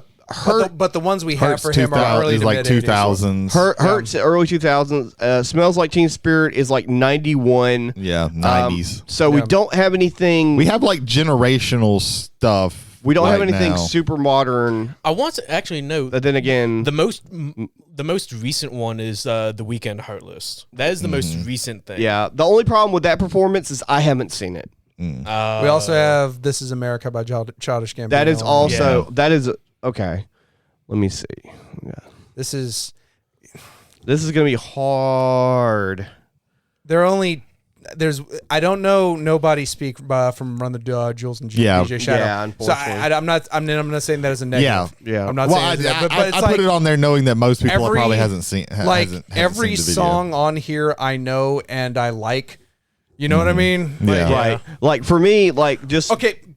Let me ask this question: of all the songs on this list that are not in the contender spot yet, which ones of these songs were enhanced by the music video? Like if you had just heard the song, right, and then saw the video and you came out from it bigger, better, or liking the song better, do you have that feeling or emotion for any of the songs? For on this me, list? it would probably be "Hey Ya" by Outkast. Okay. Hey Ya or This Is America. Yeah, if we're looking at the song with the video, This Is America.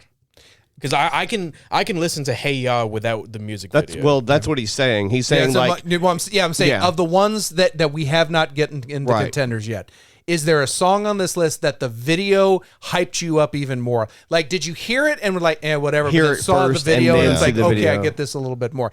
For me, let me get away from my list. Yeah. Pretty much every Weird Al song that has a video, that video makes that song. Right. Yeah. Because he's also he's also a great visual storyteller with the videos that he comes out with. Yeah, I like Eat It, but Eat It's like further down on my list of like. I would have to say that. Yeah. Like if I had to pick, it'd be Amish Paradise. Yeah. Amish Paradise. You have so many of his videos that are just phenomenal videos. Perform This Way. The Lady Gaga parody. That one's also phenomenal. I also want to say this real quick. I think because Aha's on this list, I don't think we can put both of them on, but Sledgehammer is a fun song. It is. Yeah. That video really takes it there. It does. It does. And I was thinking about what I was about to say before you added your thing there. Go for it, brother. Was that because we have Take On Me in the contenders, if we had 99 Love Balloons on there, I think that Take On Me would probably oversee that by the artistic integrity of the video itself, even though Red Balloons has a really good message, an anti-war message in the music song and in the music video. So that to me that like takes out like any of the other iconic like sort of 80s videos that are like sort of pop or rock related, like Twisted Sister unfortunately gets beaten by Take On Me because it's just mainly the band just performing kind of thing. If I'm gonna look at let's just see here, let me look.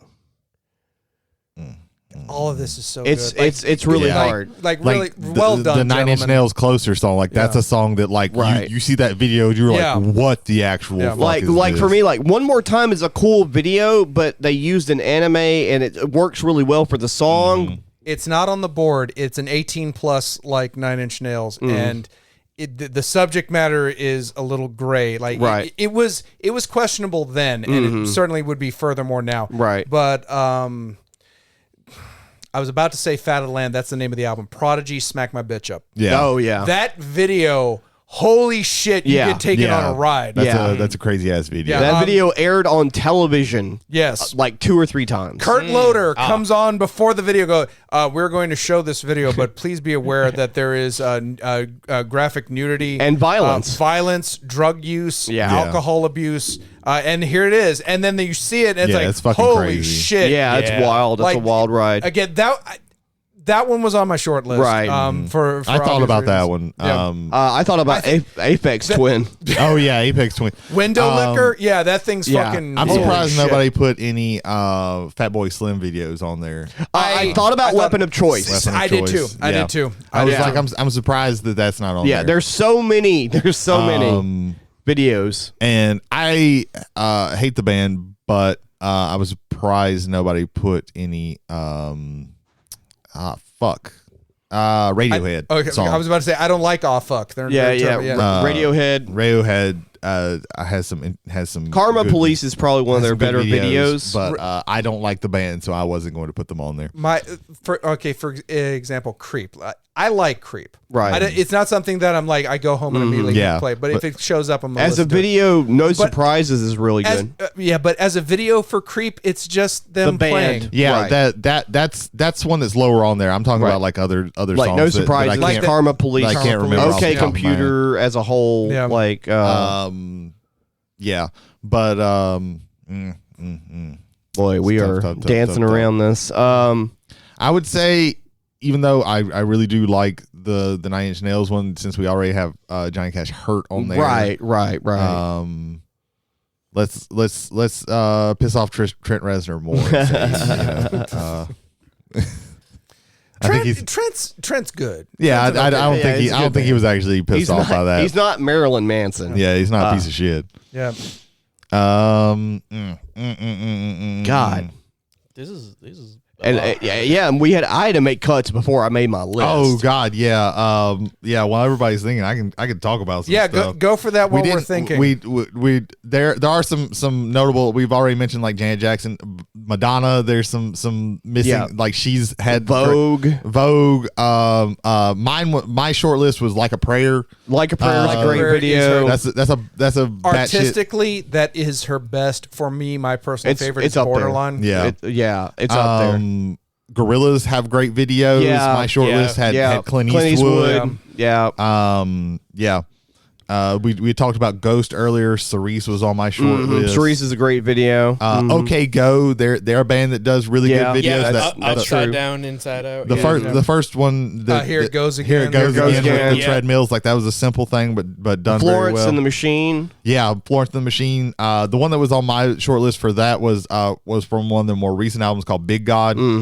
That's a really good one. One that was on my short list was Handlebars by Float. That's a good one. Flowbots, yeah, that's a good one. George Michael, Freedom 90. That's an iconic video. That's a great song for a video, and like the stuff that he's working with there. Annie Lennox. Yeah, I had No More I Love You.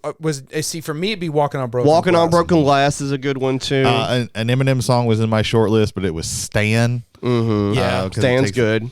One that I want to talk about real quick was so the band Rise Against, they did a song for Amnesty International that was covers of Bob Dylan. Okay. And they did a cover of The Ballad of Hollis Brown, which is a very depressing song about a farmer in South Dakota, and all his crops go bad, and everything goes really, really bad, and then things go really bad. The music video is great. It's all in black and white, and I think they go to South Dakota, and they're like showing shots of like people, working on their farms, and then they'll be like talking to them, and one guy's like, "Yeah, I lost my farm, and I'm traveling down to get some work. Please hire me." And the other guy's like, "Yeah, we had some problems with the harvest, and if the winter's really bad, I don't know if we're gonna make it." And it's talking about like the industrial farms and their impact, and there's like little facts that bump up. Oh, okay. And it's a really like it brings home like I think what the underlying message of Ballad of Hollis Brown. It's a very simple song, but I think they do it very well, and I think the video is like super strong when it comes to that. One Rise Against song that was on my short list was Prayer of the Refuge. Refugee, yeah, that one's really, really good. Some of their songs, unfortunately, with Rise Against, like my favorite song of theirs is just an okay video. It kind of takes some of the imagery out of it and just does it in a really weird way. But they have some good ones. Yeah, there's no Metallica. They had quite a few Metallica, really good videos. Who was that? Was that Michael earlier? Michael Hill from Whiskey and Wrestling. Ask about one. Yeah. I'm not crazy. Like I'm not crazy about the song, so I don't like. So well, and then the video also it's like one's gonna be on there, right? Yeah, and then I went one love, one life, like the U2's version of the thing about one is that like it's a really like the band sections are really cool. Like they're shot really well and whatnot. But and the video's depressing, but it's only depressing because they use footage from the movie Johnny Got His Gun. Yeah, and it's really just the song and then them showing clips of the movie. movie, and it's very impactful, but it's also very dated as well. A really good Metallica is their cover of "Turn the Page." That music video. Yeah, that video is pretty good. That music video is like very strong. Unforgiven. Unforgiven Is really good. I like the Memory Remains. Memory Remains. Really that is also good. Yeah. That's a cool gimmick for a video. Well, Marianne Faithfull comes in. Yeah, like her singing that is on the regular song on the album too. Yeah. However, watching her do that is 10 times creepier. Right. Oh yeah. Oh, it gets you in the mood for just being scared for days. Beastie Boys Sabotage was on my short list. Intergalactic almost made Beastie Boys have some really good videos. Yeah. Listen to something else besides "Fight for Your Right to Party." They don't actually like that song. Yeah, that album's like okay, but it's also very dated. Well, they wrote that like. Even back then, they wrote that with look at these idiots. Yeah, it was tongue in cheek. Right. And then it's like everybody who they were laughing at took that as an anthem, and it's like, God damn it! The only one that we haven't talked about is that I got on my short list is Lauryn Hill, Doo Wop. Oh yeah, that's a really good video. That one's really good. The Fugees. If I have to say, Killing Me Softly. From them. Gee, that's a great out. That's a great album, a great song, and a great music video. It's good stuff. Yeah, there's a lot of stuff we didn't get to. I had a lot of stuff. Unfortunately, like a lot of rock bands and a lot of metal bands would do the just like, like even if I was a fan of Poison, which I'm not, like almost every video they had, with the exception of Every Rose Has Its Thorn. Yeah, all their videos are pretty much them on a stage like dancing around. Yeah, that's what most hair metal was. And I would argue that's by design because to me, seeing them live is how you want to see them. That was energy. The formula for most of those kind of bands. Also, I think they were too high to remember lines. But then you have another big one that you usually see on these lists is November Rain. November Rain. Oh yeah, which I like. The song's too fucking long, and I get tired of watching these people have this wedding. Like, goddamn, nothing lasts forever. But it's a good music video. It's just it's not one of my favorites. Yeah, it's worn out. It's welcome with me. What about High Enough from Damn Yankees? Please don't hurt me. What about like most of the videos from Tom Petty? Tom Petty's Last Dance with Mary Jane was actually in my short list. Yeah.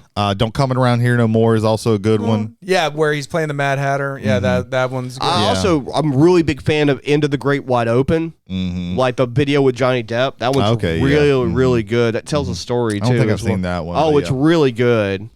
All right, we have 3 questions. Yes. The third one will be a secret question once we answer the first 2. Okay. So the first question is, which Michael Jackson video? So anyway, back to my short list now. I still. I mean, I've basically been outvoted with that. So I'm not gonna fight it. Smooth Criminal. I think it's an injustice if we put Michael Jackson and not Thriller on here, even though I like Billie Jean so much better. But if we have to choose between Smooth Criminal and Billie Jean, I mean, fuck it. Let's put Thriller on there. Yeah, I mean, are we doing what I did and literally putting? I'm okay with Thriller also being on it. Also do Thriller.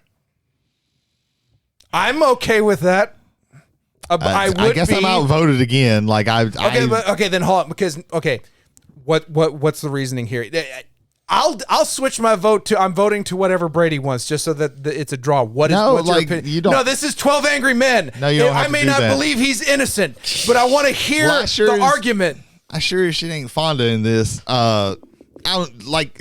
That makes me George C. Scott. Goddammit. No, actually, that makes me Peter Fonda. I'm Peter Fonda. Goddammit. To me, if you're gonna put it, I just feel like if you put a Michael Jackson song music video on there and it's between Smooth Criminal and Thriller, I think Thriller needs to be on there because Thriller. But if it's not between and we put both of them on there, what's the argument there? I don't. I think so. I'm gonna play advocate. Okay, here we go for Brady's choice here.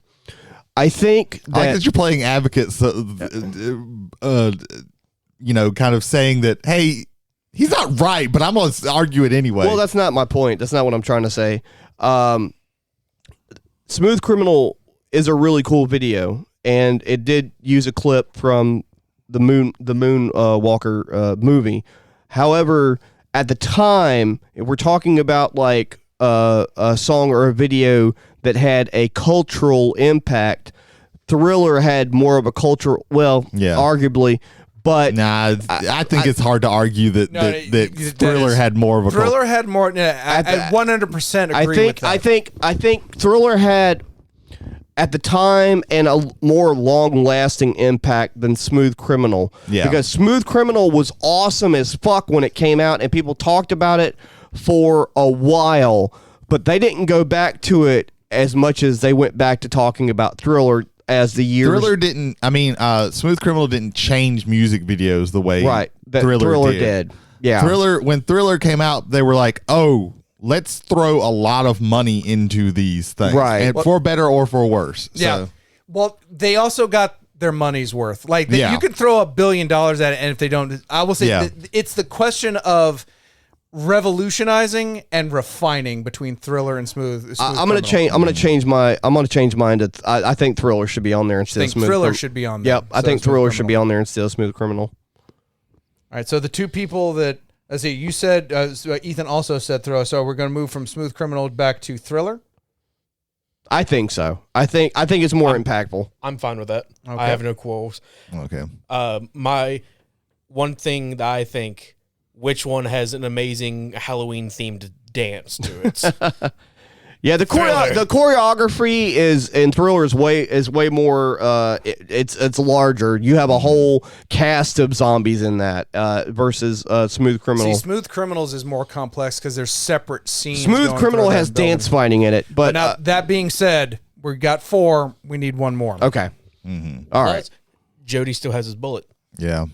That was the third question. If we don't need the bullet, we may not need it. We might not need it. He may want to hold his bullet because if it's leaning away, he depends on how long we debate on this last pick. So I think we mentioned like Outkast versus Childish Gambino as another pick for the contenders.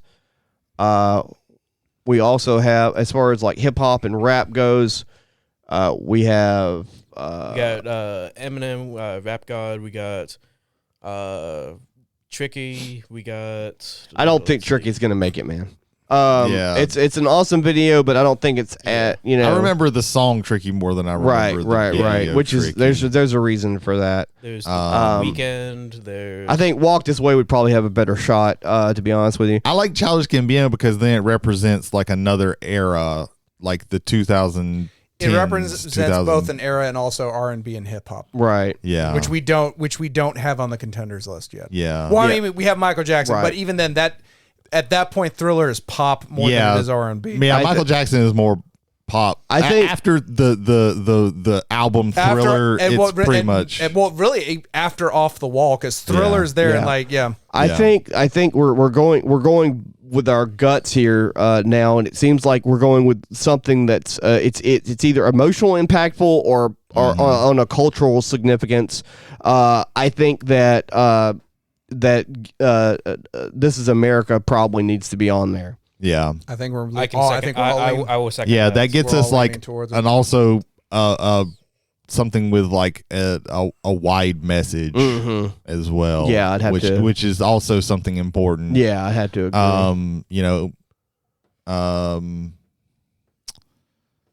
And again, like it represents like hip hop R&B types of things like right. that. Mm-hmm. There were some like Notorious B.I.G. videos that that I thought about putting on there. What was that one that was like the most expensive video of the time? Oh yeah, that time? The one where they were on the boat. Yeah, they were on the boat. Yeah. Fuck. That's the one that goes boom, boom, boom, boom, boom. Isn't that the one? Possibly. I think so. I can picture it. It's just I can't. I know see which one you're talking about. I do too, but I can't remember.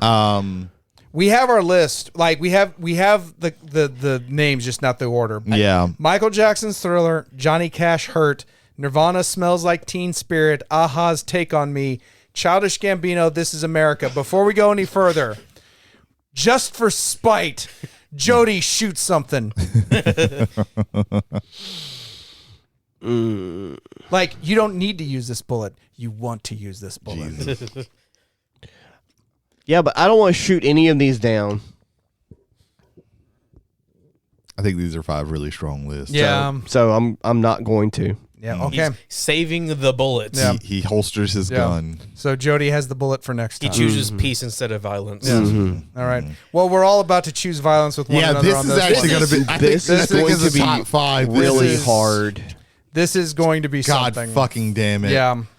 I vote Nirvana Smells Like Teen Spirit over Thriller.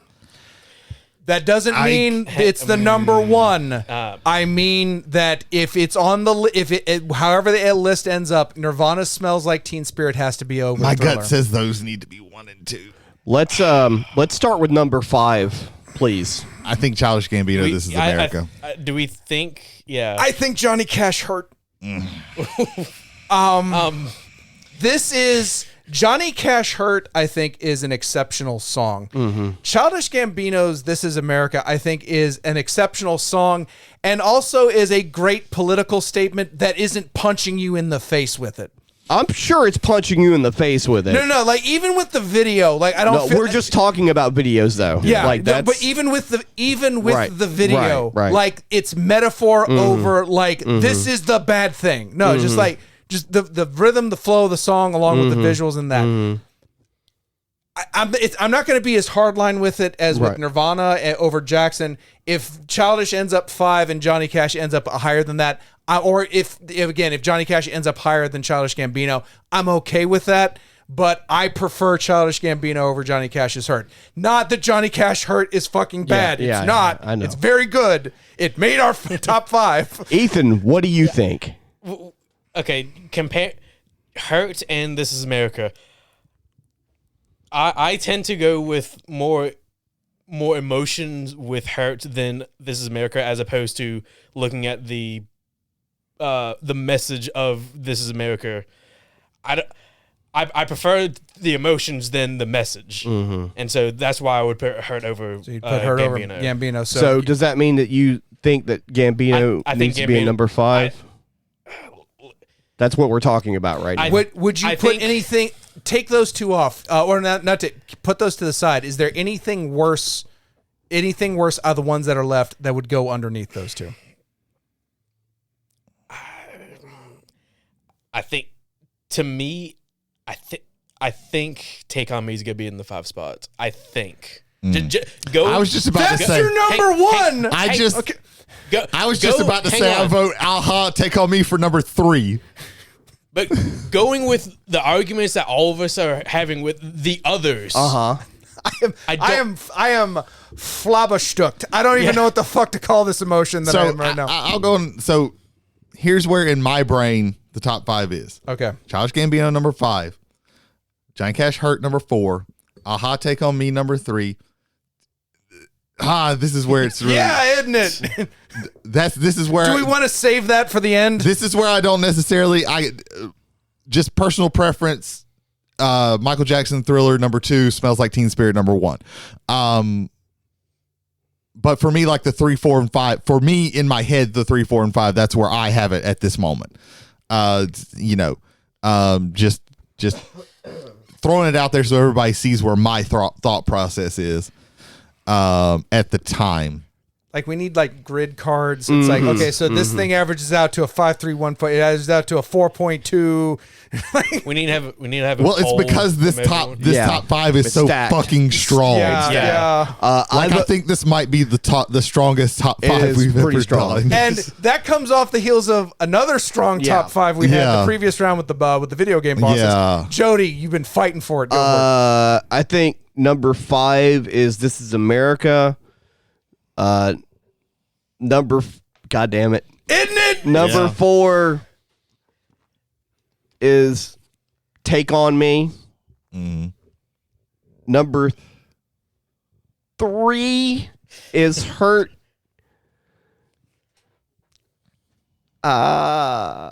Isn't it?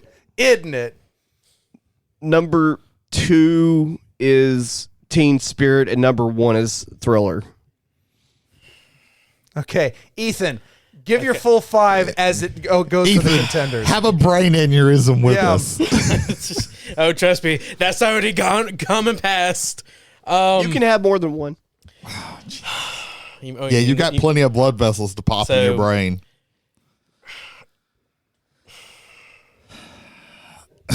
Passengers, if you're enjoying this, I really hate you right now. I love y'all, but I really hate you right now.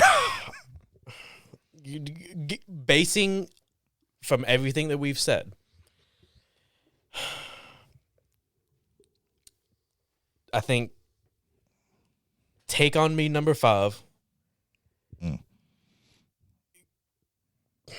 This Is America 4. Hurt 3.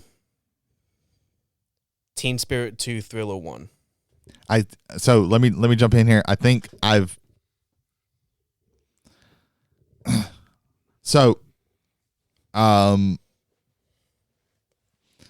I think the difference that we have with all of these between like I think I'm starting to agree with Aha Take On Me at number 5, because all these other ones have like these strong impacts, like these waves that are felt. And Take On Me is just a really fucking good video. Okay. It's a good video, whereas all these other ones are really good videos, but also have this. They have a message. They have a message, emotional impact.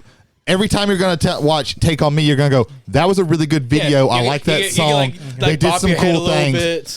But with these other ones, you're going to feel things every single time.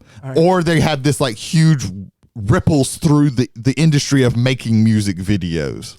Jay. I'm so sorry. Hang on. Jay. I'm so sorry.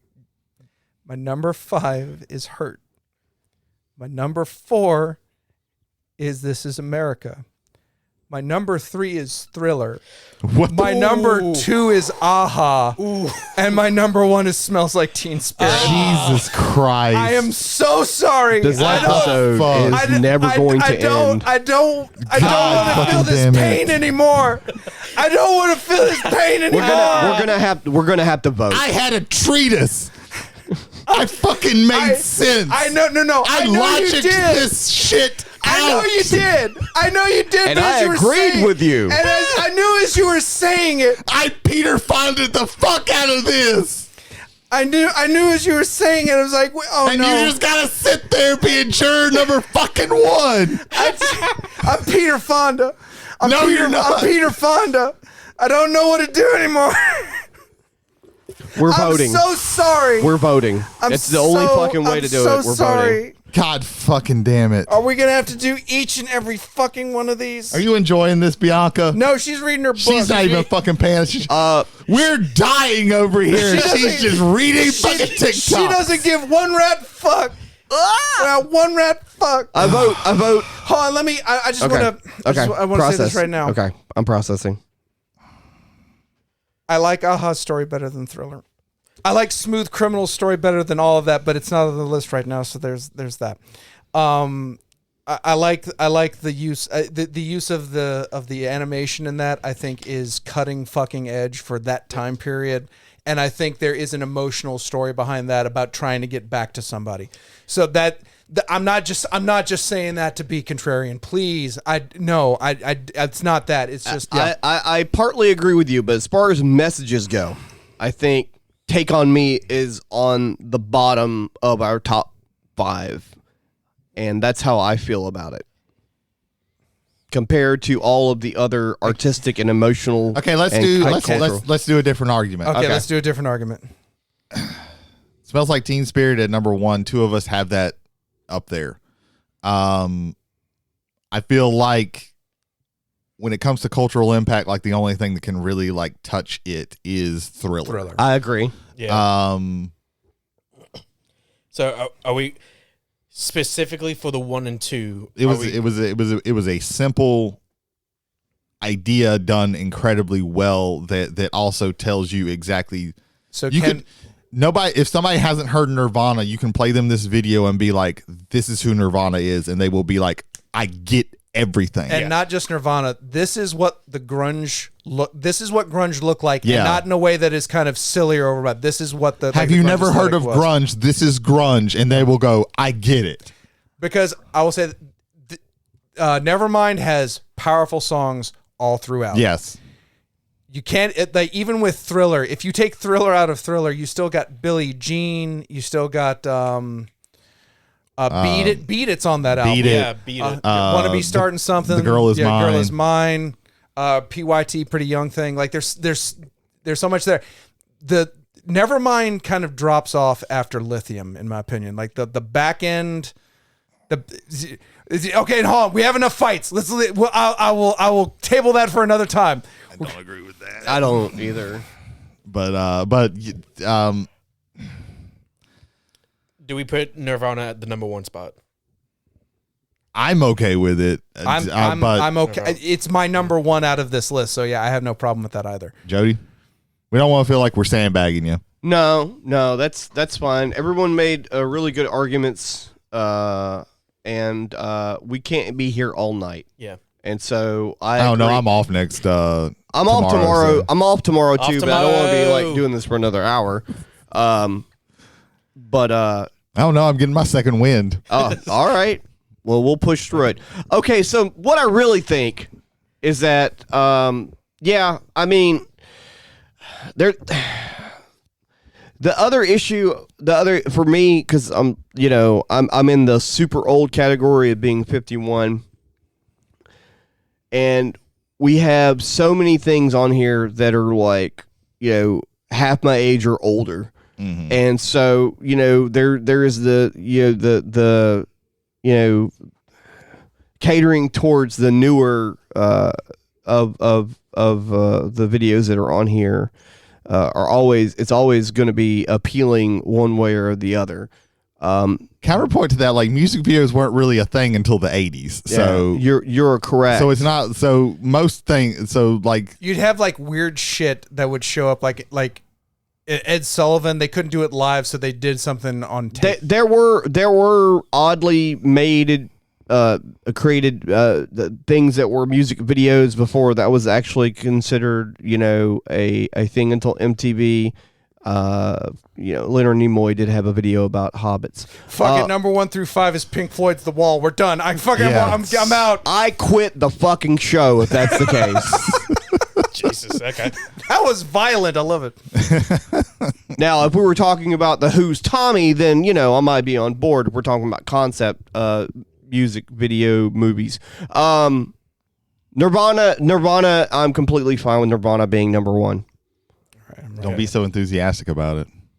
It's your number 1. I know, but we've been in debate club for 45 minutes. This is what happens when you're. This is the first time we've had trouble doing the contenders and also the top 5. Yeah. Because look at the list. Yeah, the list is very good. I think I'm saying this again. Everyone brought their fucking A game tonight. I think Michael and Holder, they're gonna come in here.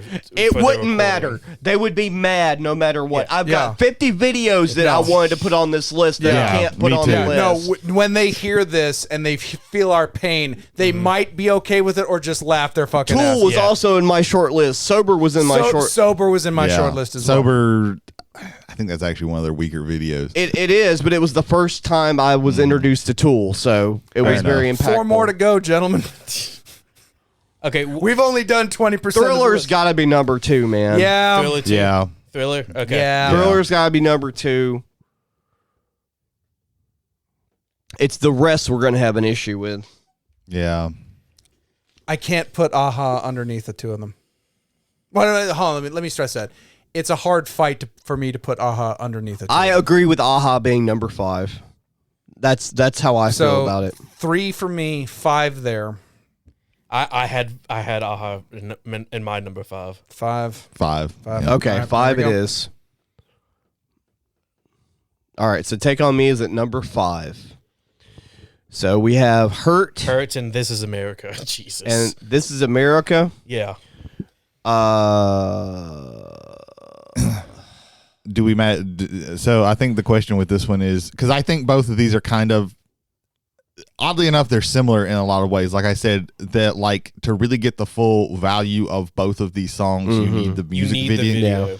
But one is an incredibly personal video that's going to make you feel very sad and just, oh man, that old man has lived so much of a life. And then Childish Gambino is going to make you like, angry. Man, shit's fucked up. Angry and hate upset. This shit. Yeah. And it has a very like not broad message, because I think it is a very specific message. It has a strong message. It does have a strong message. It's it's not a personal thing. It's a societal thing. Is I guess that's made personal through the artistic integrity of the artist. Yeah. So what do I like? I have my bias. Like, it's very hard for me to take my bias out of this one because it's my number one. It's your number one, right? Like Childish is my number 5 on this one. Like, it's going to be higher on the main list than it's going to be on my list. And if it were not on my list, we wouldn't even be considering it right now. That's the kind of weird, like, psychological conundrum that's in my brain right now. Hurt had a really strong emotional impact on me. Childish Gambino had, like, I understand the cultural significance of the message. However, I associated with the song when it was just a 9 Inch Nails song. And then Johnny Cash just made it into one of the most personal and depressing songs that I've ever listened to or seen. So for me, Hurt would be number 3. I gotta agree. Okay, I would be reverse, but we got to bring this night to a fucking end. Yeah. So, do you agree, Brady? Yes. Yeah. Okay. Yeah. Another way that they're similar is like there's so many little things in each of the videos that you can rewatch and still and just catch. I think Childish Gambino, that music video, you're probably going to do that more because it's less of a fucking emotional journey to go through the video. Right. Yeah, you have to like re-energize your battery after watching Hurt. Like that's a video that if I have like any sort of inclination to watch it, I can only watch it if I'm already depressed. Yeah. Because I don't want to watch it when I'm happy because it'll make me depressed. Jody, announce it to the people. Our unarguable top 5 music videos, uncontested. Of all time. Number 5, Aha, Take On Me. Number 4, Childish Gambino, This Is America. Number 3, Johnny Cash, Hurt. Number 2, Michael Jackson, Thriller. And our number 1 music video of all time is Nirvana, Smells Like Teen Spirit. This sucked. This sucked. I loved making it. This absolutely sucked. I loved doing all of our separate lists. I did not love doing the last part of it. The entirety of this was so difficult. From making my list to making the contender list to making the top 5. This sucked. Yeah. I think this just shows that we all have really good... Well, I'm not going to say that. You're waiting for the master tape from that one. Right? I don't want that to prove me wrong. So I'm not going to speak that into existence. I would clip that audio and just interject it during that episode. We have strong opinions and taste in music. Yeah. That's 100%. And I think that like something to take away from this is that the music video as an art is kind of faded. There are some people, I think, keeping it alive and putting in the effort, but it is not like the thing that you, like it's I said, definitely underground. This is not the thing that you do to push us, because they still cost money to make a really good one. Yeah, and you're not getting the engagement like you would. Well, also because the music industry is so different than what it was when like music videos were like it's thing. Also harder to recoup the cost with like physical media. Well, physical media almost doesn't exist anymore, and it's all from like streams and stuff, and that pays so much less than this.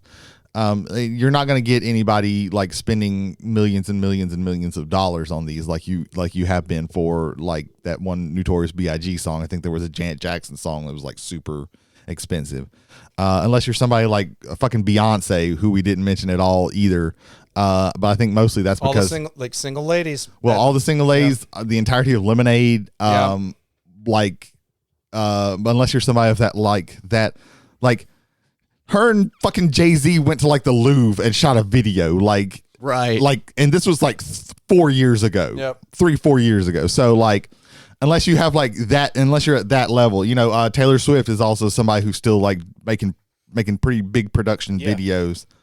what was that? Bad Blood. They spent so much fucking money on and got every fucking woman in the entire Hollywood and music industry in that. I'm not saying that it's bad. Like that, it's a good video. We have a Swiftie here with assassination tools to kill us if we say anything bad that's about wearing Taylor the Eras tour. If you like Taylor Swift and you love Taylor Swift, there's a really good essay on Taylor Swift by a guy who does animated shorts.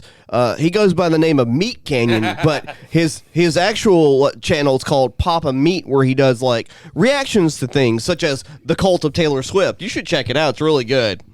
Yeah, it sounds like she's gonna love that. That seems like a troll, Jody. Yeah. It is. You probably don't want to watch that. It's pretty. Legitimately, him and Wendigoon are starting a podcast together. Yes. Speaking of podcasts, sorry to jump like on the host thing there, but that's fine. So Fearology is a show that it's coming back, baby. It's coming back pretty soon. I've got a lot of ideas you heard one of them earlier. I checked on all my polls, and there was only one that was actually answered. And so I've got to talk about the. Oh, you were running the Ethan poll too? Oh yeah, 100%. We're taking the votes from there as well. Those don't count. Those don't count. They all do. No, those don't count. Those are not hanging chads. Those are full-on votes. Joke's on you. We're doing like an electoral college thing, so your vote actually doesn't count. At some point in the near future. It is 9 o'clock in the West. We can confirm California votes for Dolphin Ethan. Yeah. I will be discussing werewolf movies as a genre in the future, and I will also be talking about Hellraiser, at least the first two. Yeah. And the book. I won't really talk much except about my disdain for the movies afterwards. I haven't seen the new Hulu thing. I'm not talking about that. I'm of course talking about 3, 4, 5, 6, 7, and 8, and I think 9. Isn't there also 10? Three of those of which were made in the same goddamn year. Yeah. But I do have a lot of things to cover. One of them went to cyberspace. Yeah. But Fearology, it's on Spotify, hosted by me. And yeah, check it out. Soon there will be. I've been lying. I checked my episode count, and I've got 20 on there, not 12. I don't know what the fuck I was talking about. Wow, so, you just memory hold like totally 8 whole episodes. Yeah. Jesus. My brain just doesn't work anymore. I still like the cat episode. The cat episode, yeah, the 9 Tales of Terror. 9 Tales of Terror was a pretty good gimmick, and I usually like Brady said, he was kidding, maybe not kidding. When I come up with a really punny title, and then I work an audio representation of that pun, that's usually what I go for. So yes, Fearology. Ethan, tell us about a show. Whiskey and Wrestling is a podcast hosted by Jason Holder and Michael Hill. Sarah? Sarah? I almost said Scott. Yeah. The Office. Yeah.